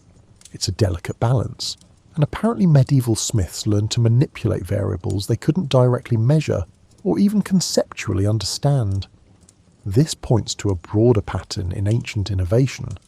Solutions that work without complete theoretical understanding. The smiths knew that certain processes produce certain results. They refined those processes through experience. The underlying atomic scale mechanisms remained invisible and unknown, but practical knowledge proved sufficient to create exceptional products. The modern metallurgist studying Damascus steel has advantages the ancient smith lacked: electron microscopes, spectroscopy, precise temperature control, and pure ingredients. Yet reproducing the ancient results proves frustratingly difficult. The metallurgist knows too much, perhaps, seeing complexities that the ancient smith never considered. Sometimes ignorance of the details allows focus on the results that matter. You're on a boat off the Greek island of Antikythera in October 1900, watching sponge divers surface from a shipwreck they've just discovered. One diver emerges talking about dead bodies on the seafloor, corpses that turn out to be bronze statues from an ancient cargo ship. Among the marble sculptures, pottery and bronze figures, someone will eventually notice a corroded lump that doesn't look like much of anything at all. That corroded lump will turn out to be the most complex mechanical device from the ancient world ever discovered. A machine so sophisticated that nothing comparable appears in the historical record for another 1,000 years. It's a portable mechanical computer, built around 100 BCE, designed to calculate and display astronomical information, including the positions of the sun, moon, and planets, the phase of the moon, eclipse predictions, and the dates of the Olympic Games. You watch as conservators in the present day carefully X-ray the corroded mass, revealing gears within gears, differential systems, and inscriptions too small to read with the naked eye. The device contains at least 30 bronze gears, possibly more that have corroded away. The gears are cut with precision, their teeth evenly spaced, and their axles aligned with remarkable accuracy. This thing was built by someone who understood mechanical engineering at a level you wouldn't expect to see until Renaissance clockmakers started building astronomical clocks. The front dial displays the Egyptian calendar and the Greek zodiac. Turn a crank on the side and pointers move across the dials, showing how the celestial bodies move through the sky. The back of the device features 2 spiral dials, one tracking the metonic cycle of 19 years used to predict eclipses, another showing the 4-year cycle of the Olympic and other Panhellenic Games. Here's where it gets interesting. The mechanism doesn't just show the positions of celestial bodies, it accounts for the moon's elliptical orbit through an ingenious gear system that speeds up and slows down the moon's pointer to match the moon's actual varying speed across the sky. This requires understanding orbital mechanics that wouldn't be formally described for centuries. Somebody knew that the moon moves faster at some points in its orbit than others, and figured out how to model that variation with bronze gears. The gears themselves reveal sophisticated manufacturing techniques. They're cut precisely, with triangular teeth that mesh smoothly. The gear ratios calculate astronomical cycles with impressive accuracy. The mechanism's metonic cycle dial predicts eclipses using the 19-year pattern that ancient astronomers recognized by careful observation. The designers knew their astronomy and possessed the mechanical skill to translate that knowledge into a working machine. No ancient text describes anything like the Antikythera mechanism. Greek and Roman authors mention simpler astronomical instruments, sundials, celestial spheres, and water clocks, but nothing approaching this device's complexity. Either such machines were so rare that nobody bothered to describe them in surviving texts, or the knowledge of how to build them vanished early enough that later authors didn't know what had been lost. You think about the engineering challenges involved in creating this device. Someone had to design the gear train, calculating the ratios needed to model various astronomical cycles. Someone had to manufacture the gears to sufficient precision that they'd mesh properly and turn smoothly. Someone had to assemble dozens of components inside a wooden case no larger than a shoebox. And someone had to inscribe the detailed instructions on the device's surfaces, explaining what each dial showed and how to interpret the results. The project required multiple types of expertise working in concert: astronomical knowledge, mechanical design skill, metal working ability, and enough mathematical understanding to translate celestial observations into gear ratios. This suggests the existence of a sophisticated technical culture, probably centered in Rhodes or Alexandria, capable of supporting specialized craftsmen working on complex projects. Modern researchers have built reconstructions of the Antikythera mechanism based on CT scans and detailed analysis of the original fragments. The reconstructions work. Turn the crank and the gears rotate smoothly. The pointers track across the dials, and the predictions match ancient astronomical observations. Building the reconstructions required modern precision tools and computer-aided design. The ancient makers used hand tools and geometric construction techniques, yet achieved comparable results. The device's existence raises uncomfortable questions about the history of technology. If Greek craftsmen could build such sophisticated mechanisms around 100 BCE, why don't we have more of them? Why don't Roman authors describe astronomical computers in their surveys of useful devices? Why did the technology apparently vanish, only to be slowly reinvented in medieval Europe over 1,000 years later? Possible answers include the device's likely high cost. Such a machine would have been affordable only to wealthy patrons, limiting the number ever made. The materials used would have been valuable even after the mechanism's purpose was forgotten, encouraging people to melt down damaged devices for their bronze. And mechanical devices, unlike stone buildings or pottery, rarely survive long in corrosive marine or burial environments. We might be seeing the one example that happened to end up in conditions that preserved it. Still, the Antikythera mechanism suggests that ancient technical capabilities sometimes exceeded what we'd expect based on the surviving evidence. The device wasn't crude or primitive, it was sophisticated and elegant, clearly the product of refined design rather than early experimentation. This implies a development history we can't currently trace, a series of earlier devices and improvements that led to the complex version found in the shipwreck. You examine the gear teeth under magnification, noting how precisely they're formed. The maker used a technique that ancient texts do describe: cutting gear teeth using dividing plates and careful geometric layout. The process was time-consuming but effective. You didn't need power tools or CNC machines to create precise gears, just patience, skill, and good metal. The ancient craftsmen clearly possessed all three. The inscriptions covering the mechanism's surfaces amount to an instruction manual, explaining how to use the device and what various features calculate. The text is tiny, requiring good eyesight or optical aids to read comfortably. This raises another question. Did ancient craftsmen have access to magnifying lenses? Roman glassmaking certainly produced vessels and objects with optical properties. Could someone have realised that a water-filled glass sphere acts as a magnifying glass? The evidence is indirect but suggestive. The Antikythera mechanism stands as proof that ancient people could be as smart and capable as anyone living today. They lacked our accumulated knowledge and our power tools, but they didn't lack intelligence or ingenuity. Given sufficient motivation, in this case the desire to predict celestial events for navigation, astrology, or agricultural planning, they developed solutions that look remarkably modern in their sophistication. You're standing in southeastern Turkey, at a site called Göbekli Tepe, looking at stone pillars carved with intricate reliefs of animals. These aren't simple scratches or rough shapes. They're detailed images of foxes, lions, bulls, scorpions and vultures, carved with skill and artistic vision.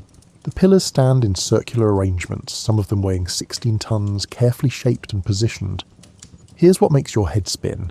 These structures were built around 9,500 BCE, more than 11,000 years ago. The people who built them were hunter-gatherers, supposedly living in small mobile bands, not yet practicing agriculture, and not yet living in permanent settlements. According to the traditional narrative of human development, you need settled agriculture before you can build monuments. You need food surpluses to support specialist craftsmen. You need complex social organisation to coordinate large construction projects. Göbekli Tepe suggests we've got the story backward. The site covers roughly 90,000 square metres, with multiple circular structures featuring these massive T-shaped pillars. Each circle took years to build, and when one was complete, the builders carefully buried it and started a new one nearby. They did this repeatedly over many centuries, creating layer upon layer of monuments, filling in the old to make way for the new. You watch archaeologists carefully excavating one of the structures. The workmanship shows surprising sophistication. The T-shaped pillars were quarried from bedrock, shaped with stone tools, transported to the site, and erected in precisely planned positions. The circular walls connecting the pillars were built with carefully fitted stones. The whole thing shows design consistency and construction planning that you wouldn't expect from people who supposedly spent most of their time hunting gazelles and gathering wild grain. The animal carvings on the pillars aren't random decorations. They seem to follow symbolic patterns, possibly representing constellations or seasonal markers or mythological narratives we can't fully decode. Some pillars show human arms and hands, suggesting the stones might represent stylized human figures. Whatever the meaning, creating these carvings required skilled stoneworkers spending considerable time on each pillar. Modern experiments in stoneworking reveal how labour-intensive this would have been. Using replicas of prehistoric tools, flint blades and stone hammers, researchers have attempted to carve limestone similar to what the Göbekli Tepe builders used. Creating a few inches of carved relief takes hours of careful work. The pillars at Göbekli Tepe feature yards of intricate carving. Someone invested enormous effort into these monuments. This raises the obvious question: why? If you're a hunter-gatherer living in small mobile groups, why invest years of labour-building monuments? Where do the workers come from? How did you feed them during construction? Traditional archaeology assumes monument building requires settled farming communities because you need reliable food surpluses to support people not engaged in food production. The answer might be that we've misunderstood the relationship between monuments and agriculture. Perhaps building these ritual sites actually motivated the development of agriculture rather than the other way around. If you need to feed large groups of people gathering for festivals or ceremonies at places like Göbekli Tepe, you've got a strong incentive to develop more intensive food production methods. Maybe religion and ritual drove agricultural development, not vice versa. You examine the animal bones found at the site, thousands of them, mostly from wild gazelles and aurochs. The bones show butchering marks, evidence of massive feasts. People were gathering here in large numbers, eating together, and probably participating in rituals or ceremonies we can only guess at. These gatherings required organisation and planning. Someone had to coordinate the hunts, process the animals, and manage the cooking. This level of social organisation supposedly came after agriculture developed, not before. The construction techniques add more mysteries.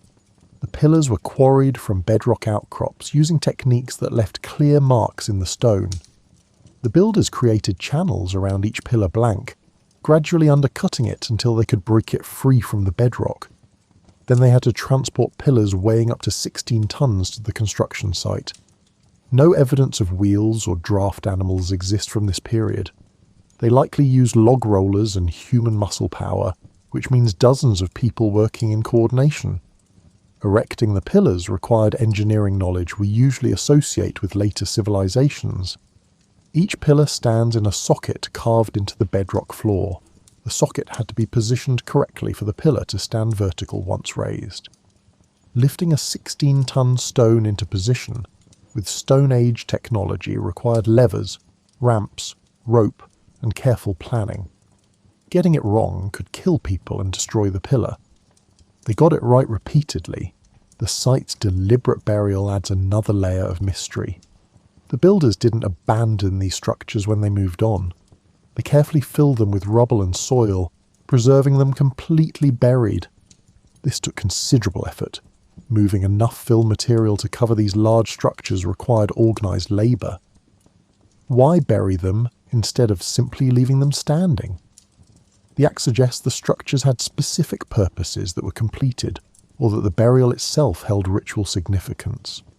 Modern excavations have revealed only a fraction of Göbekli Tepe. Ground-penetrating radar shows multiple additional circular structures still buried. Archaeologists estimate that uncovering and studying the entire site could take decades. Each new section excavated reveals similar sophistication and raises similar questions about how pre-agricultural people accomplished such construction. You think about the social implications. Building Göbekli Tepe required cooperation among multiple groups. No single hunter-gatherer band could have provided enough labour. People from different bands had to gather, work together on shared projects, and maintain that cooperation over generations. This suggests complex social arrangements, systems of obligation, reciprocity, and shared beliefs that traditionally aren't attributed to hunter-gatherer societies. The site lacks evidence of domestic structures. Nobody lived at Göbekli Tepe permanently. People came, worked, feasted, performed rituals, and left. It was a special place, set apart from daily life. The investment in creating and maintaining such a place suggests it served important social functions, bringing groups together, affirming shared identities, and marking significant events. The monuments became focal points for social organisation. Recent discoveries at sites near Göbekli Tepe show that it wasn't unique. Other stone pillar sites from the same period have been found scattered across the region. This suggests a whole culture of monument building among pre-agricultural peoples, a practice we never suspected existed until Göbekli Tepe was excavated. How many other aspects of prehistoric life have we misunderstood due to lack of evidence? The traditional timeline of human development places agriculture around 10,000 BCE in the Fertile Crescent, with monument building developing several thousand years later once agricultural societies became established. Göbekli Tepe flips this narrative, showing sophisticated monument building before agriculture took hold. Either the timeline needs revision, or our understanding of what motivates and enables monument construction needs rethinking. You're standing on the walls of Constantinople in 678 CE, watching an Arab fleet approach the city. The Byzantine capital has withstood sieges before, but this one looks serious. Hundreds of ships carrying thousands of warriors intent on conquering the richest city in Christendom. Then you see the Byzantine dromons sail out to meet the enemy, and everything changes. From bronze tubes mounted on the Byzantine ships, a liquid erupts in streams of flame that ignite on contact with the Arab vessels. The fire spreads across wooden hulls and doesn't extinguish when hit by waves. In fact, water seems to make it burn more fiercely. The Arab sailors panic as their ships become floating pyres. The Byzantine dromons systematically work through the enemy fleet, spraying fire from their tubes, turning the sea battle into a massacre. This is Greek fire, and nobody's entirely sure what it was made of. The Byzantines guarded the secret of Greek fire more carefully than perhaps any military technology in history. The formula was known to the ruling family and a handful of trusted technicians. Production happened in secure workshops. Using Greek fire required specially designed ships with protected bronze tubes for projecting the substance. For centuries, this weapon gave the Byzantine navy a decisive advantage in naval warfare. Modern historians and chemists have proposed numerous theories about Greek fire's composition. Crude oil features in most hypotheses, since petroleum naturally seeps to the surface in several locations around the Black Sea and Eastern Mediterranean. But crude oil alone doesn't match the described properties of Greek fire, which supposedly ignited spontaneously, burned on water, and couldn't be extinguished with water. Adding naphtha, a volatile petroleum fraction, gets closer to the mark. Naphtha burns intensely and water won't put it out. But naphtha doesn't ignite spontaneously at normal temperatures, and historical accounts suggest Greek fire sometimes did. Some researchers propose adding quicklime to the mixture. Quicklime reacts violently with water, generating heat that could ignite flammable petroleum components. A mixture of naphtha, petroleum, sulfur and quicklime might produce something with properties matching Greek fire's description. You watch a modern chemist attempting to recreate Greek fire in controlled laboratory conditions. She's mixing petroleum derivatives with various additives, testing each mixture for the properties described in Byzantine sources. Some combinations burn impressively but require external ignition. Others ignite spontaneously, but don't burn with the intensity described. Getting all the properties right in one mixture proves elusive. The delivery system adds complications. Byzantine ships used bronze tubes, essentially early flamethrowers, to project Greek fire at enemy vessels. This required pressure to force the liquid through the tube and onto the target. Some historians suggest the Byzantines used force pumps, creating pressure through mechanical pistons. Others propose that the mixture itself generated pressure through chemical reactions. The tubes were apparently carefully aimed, suggesting trained operators developed skill in projecting the fire effectively. Greek fire served as a deterrent as much as a weapon. Enemy fleets knew the Byzantines possessed this devastating weapon, which influenced strategic decisions. Besieging Constantinople by sea became extremely risky. The psychological impact of watching ships burn with unquenchable flames probably exceeded the weapon's actual destructive power, though that was considerable enough. The formula's secrecy became legendary. When the Byzantine princess Theophano married the Holy Roman Emperor Otto II in 972 CE, part of her dowry negotiations included an explicit understanding that she would not reveal the secrets of Greek fire to her new husband's court. The emperor himself apparently took oaths to preserve the secret, recognizing that if the formula became widely known, Byzantine naval superiority would vanish. Despite these precautions, the secret of Greek fire eventually disappeared anyway. By the early 13th century, references to Greek fire fade from Byzantine sources. The Fourth Crusade's sack of Constantinople in 1204 probably disrupted the secure production system. The workshops were looted, technicians scattered or killed, and the formula apparently lost in the chaos. Later, Byzantine rulers attempted to recreate Greek fire but never achieved the same results. The loss had strategic consequences. Without Greek fire, the Byzantine navy lost its decisive advantage over rival naval powers. Venice and Genoa, with their newer ship designs and better seamanship, gradually dominated Mediterranean naval warfare. The Byzantines still built impressive ships, but they'd lost the weapon that once made their fleet terrifying. You think about the challenges involved in developing Greek fire. The original creators had to experiment with various flammable substances, discovering which combinations produced desired properties. They did this without modern chemistry, without understanding molecular structures or chemical reactions at a theoretical level. They worked through empirical observation, mix this with that, see what happens, and refine the results. Some experiments probably went spectacularly wrong, creating explosions or uncontrollable fires. The weapon's effectiveness depended on accurate targeting and favourable wind conditions. Spraying flaming liquid at enemy ships works well when the wind blows from your stern toward the enemy. If the wind shifts, you risk setting your own ship aflame. Byzantine naval commanders had to understand tactics that maximised Greek fire's advantages while minimising the risks to their own vessels. Modern militaries have analysed Greek fire as a historical case study in secret weapons development and security. The Byzantines maintained operational security for centuries through compartmentalisation, keeping knowledge restricted to small groups, ensuring production happened in secure locations, and making the weapons use dependent on specialised training and equipment. Once that security structure collapsed, the secret couldn't be recovered. Alternative theories about Greek fire keep emerging as historians find new references in obscure texts or chemists attempt new experimental reconstructions. Some propose that the Byzantines had multiple formulations, adapting the mixture for different tactical situations. Others suggest that Greek fire became a generic term for various incendiary weapons, not all of which use the same formula. The historical sources don't provide enough detail to resolve these debates definitively. You watch flames reflected on water, thinking about all the knowledge that humans have developed and then lost.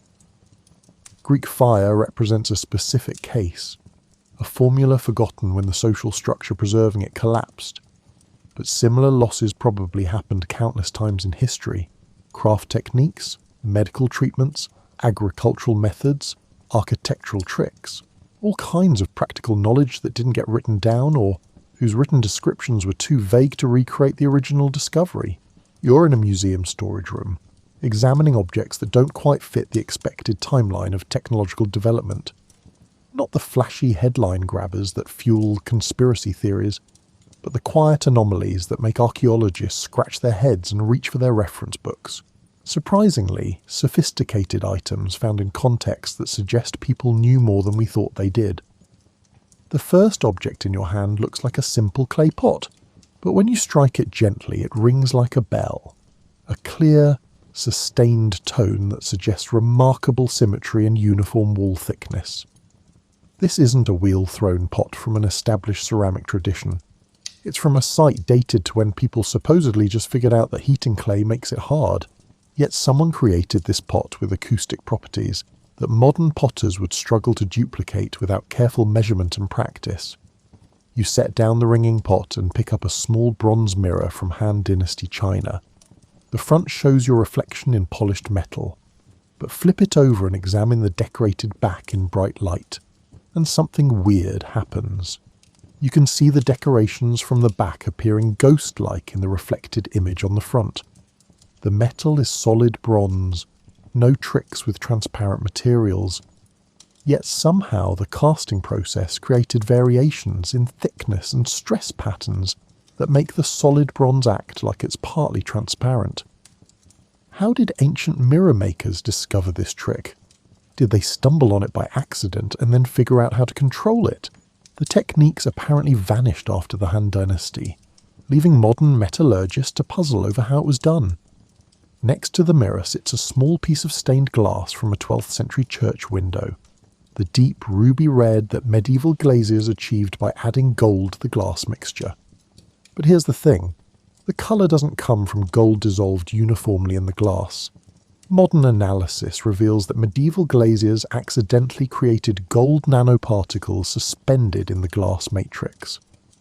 These nanoparticles scatter light in specific ways, producing the rich red colour that became prized in church windows.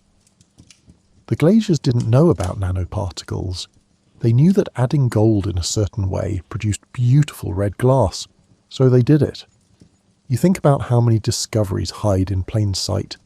Their mechanisms unknown to their makers, but their results highly valued. The medieval glazier who figured out how to make ruby glass probably experimented with various additives and heating schedules. keeping careful mental notes about what worked. The knowledge was passed through apprenticeship, master to student, with the understanding, heat it this long, add gold like this, and you'll get this colour. The underlying physics went undiscovered for centuries. Moving along the storage shelves, you find a chunk of ancient glass from Mesopotamia, roughly 4,000 years old. It's opaque blue, coloured with copper compounds, but under certain lighting conditions it shows an internal structure that suggests the glassmaker understood something about controlled cooling rates and crystallization. Cooling molten glass too quickly makes it brittle. Cooling it too slowly allows large crystals to form, making it cloudy. Somewhere in between lies the sweet spot for strong clear glass. Mesopotamian glassmakers found that sweet spot through experience, producing glass that survived 4 millennia. The shelf also holds a peculiar bronze implement from ancient Egypt, a tool whose purpose archaeologists debated for years. The shape suggested various uses: surgical instrument, cosmetic applicator, and specialized craft tool. Eventually someone noticed that the bronze had an unusual composition for Egyptian work, with higher tin content than typical. This made it springier and less prone to permanent deformation. Testing revealed that the tool functioned like a precision spring clamp, holding small objects steady during delicate work. Someone engineered an alloy for specific mechanical properties without benefit of metallurgical theory. You pick up a small vial containing purple dye extracted from ancient cloth fragments. This is Tyrian purple, the famous dye made from sea snails by ancient Phoenician dyers. Producing 1 gram of this dye required processing thousands of snails. The exact process involved extracting specific glands, combining the secretions from multiple snail species, and exposing the mixture to sunlight while controlling pH. Getting it wrong meant worthless brown sludge. Getting it right meant a colour-fast purple dye worth more than gold. The dye makers developed this complex biochemical process through observation and experimentation, without understanding enzymes or chemical structures.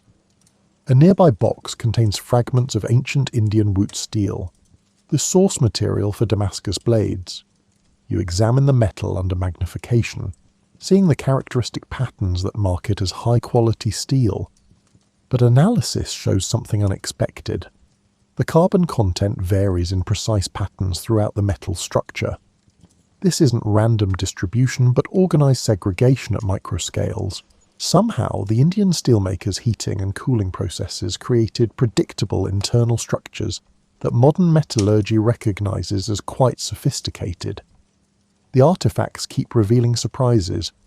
A Roman glass vessel shows colour-changing properties, appearing green in reflected light but red when light shines through it. The effect comes from gold and silver nanoparticles suspended in the glass matrix, nanotechnology created by people who had no concept of nanoscale engineering. They just knew that adding certain materials in certain ways produced dramatic optical effects. You examine a piece of ancient concrete from an aqueduct, noting how the aggregate is carefully graded. Larger stones at the bottom, smaller toward the top. This improved the concrete's strength and durability, matching principles that modern engineers recognize as sound practice. The ancient builders didn't have structural engineering textbooks. They observed that graduated aggregate worked better and used that knowledge. A small bronze gear from an ancient mechanism shows surprisingly accurate tooth spacing. Someone cut those teeth using hand tools and careful measurement, achieving precision that modern machinists would need specialized equipment to match. The gear represents hours of patient work by a craftsperson whose name we'll never know, creating a component for some larger device that's long since vanished. Each artifact tells a story of a knowledge developed through observation and refined through practice. The makers didn't need scientific theories to create effective solutions.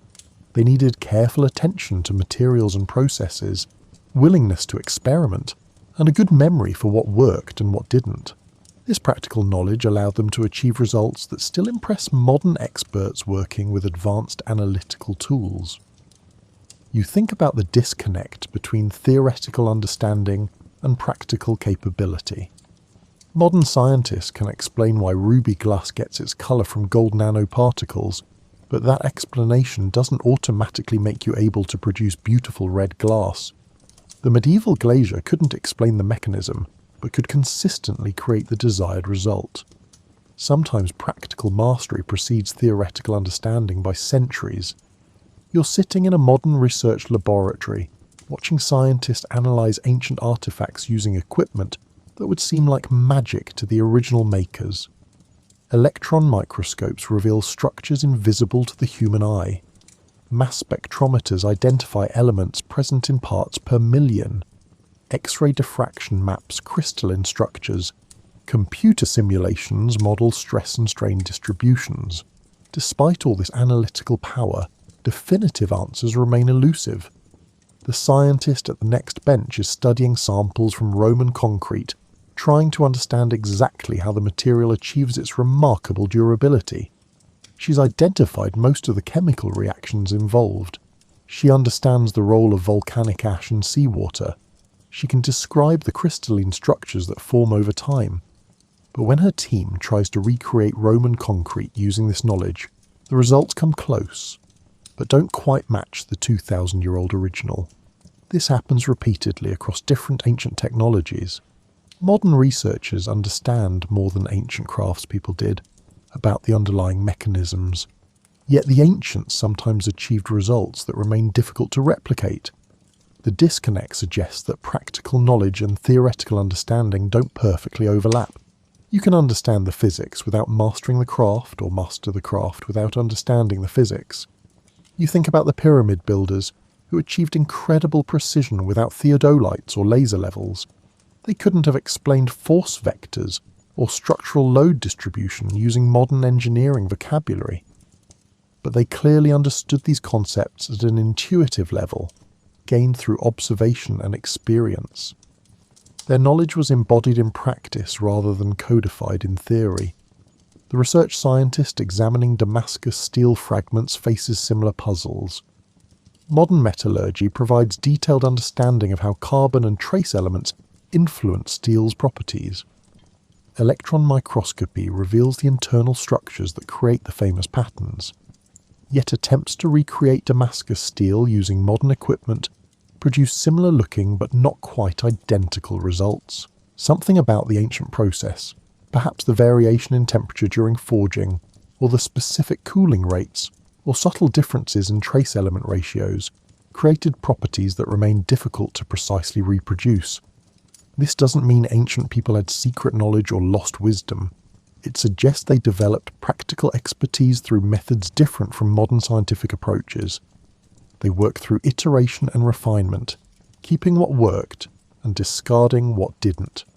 Generations of craftspeople accumulated knowledge, each adding small improvements. The process produced sophisticated results without requiring theoretical understanding. You watch someone attempt to cut stone using replica copper tools and sand abrasives. The technique works, stone gets cut and surfaces get smoothed. But achieving the precision seen in ancient Egyptian work requires practice, patience, and attention to subtle feedback that only comes through experience. The researcher has read every available source on ancient stoneworking techniques. He's analysed tool marks under magnification. He understands the theory. But his hands don't yet know what the ancient stonecutter's hands knew after years of daily practice. Modern culture tends to privilege theoretical knowledge over practical skill. We write down explanations, create models, and derive equations. This approach produces powerful results and allows rapid transmission of ideas. But some knowledge resists codification. Try writing detailed instructions for riding a bicycle, explaining balance, steering, and pedaling coordination in a way that would let someone who'd never seen a bicycle learn to ride one. The task proves surprisingly difficult. Some knowledge lives in practice motion rather than written description. Ancient craftspeople passed their skills through demonstration and apprenticeship. The apprentice watched the master work, attempted similar tasks under supervision, and gradually developed a feel for the materials and processes. This transmission method kept the knowledge alive as long as the craft tradition continued. But when that tradition broke, Whether through economic changes, political disruption, or shifts in demand, the practical knowledge could vanish quickly, even if written descriptions survived. You examine a stack of ancient technical texts, noting how vague they often are about crucial details. A Roman author describes making concrete but doesn't specify exact proportions or explain how to judge when the mixture is ready. He assumes the reader already knows these basics through practical experience. The text serves as a reminder and reference, not as a complete instruction manual. This makes sense for contemporary readers, but frustrates modern researchers trying to recreate ancient techniques from textual sources alone. The mystery of ancient innovations isn't really about lost secrets or forgotten superscience. It's about the difference between knowing how and knowing that, between practical mastery and theoretical understanding. Ancient craftspeople knew how to achieve specific results without necessarily knowing why those methods worked. Modern researchers often know why things work without having mastered the practical skills to actually do them. This suggests humility about both ancient capabilities and modern knowledge. Ancient people weren't primitive. They were fully capable humans solving problems with available resources. Their solutions sometimes show sophistication that challenges assumptions about technological progress. At the same time, modern analytical tools provide genuine insights that ancient craftspeople lacked. Neither perspective is complete without the other. You watch concrete slowly gaining strength in a test cylinder, thinking about the Roman harbour at Portus, still standing after 2 millennia. The ancient builders couldn't have written equations describing the chemical reactions strengthening their concrete. They knew that certain mixtures, properly prepared, produced durable structures. That knowledge sufficed for the task at hand. The scientist working on Damascus steel carefully heats a sample in a controlled furnace, monitoring temperature with precision instruments. She's attempting to recreate the exact thermal history that Indian smiths produced in their crucibles through empirical methods. Her approach seems backwards, using advanced equipment to recreate results that were originally achieved with simple tools. But the scientific method requires understanding mechanisms, not just copying techniques. Perhaps the real lesson isn't about any particular lost technology, but about respecting multiple ways of knowing. Practical experience generates knowledge that scientific analysis enriches but doesn't completely replace. The pyramid builder's eye judging whether a stone is level contributes something different from the surveyor's transit reading of exact angles. Both approaches have value. Both produce knowledge. You step outside the laboratory as day fades to evening. The ancient world and modern world feel less distant than usual tonight. People in both eras observe, experiment, refine techniques, and create solutions to problems. The tools differ, the theoretical frameworks differ, but the underlying human capacities remain constant. Given sufficient motivation and opportunity, people figure things out. The unsolved mysteries of ancient innovations might eventually yield to persistent research, or some might remain puzzles, reminders that human knowledge is always partial and provisional. Either way, the ancient artifacts themselves endure. Concrete standing in seawater, pyramids aligned to true north, glass containing accidental nanotechnology. Proof that clever people have always found ways to accomplish impressive things with whatever resources their world provided.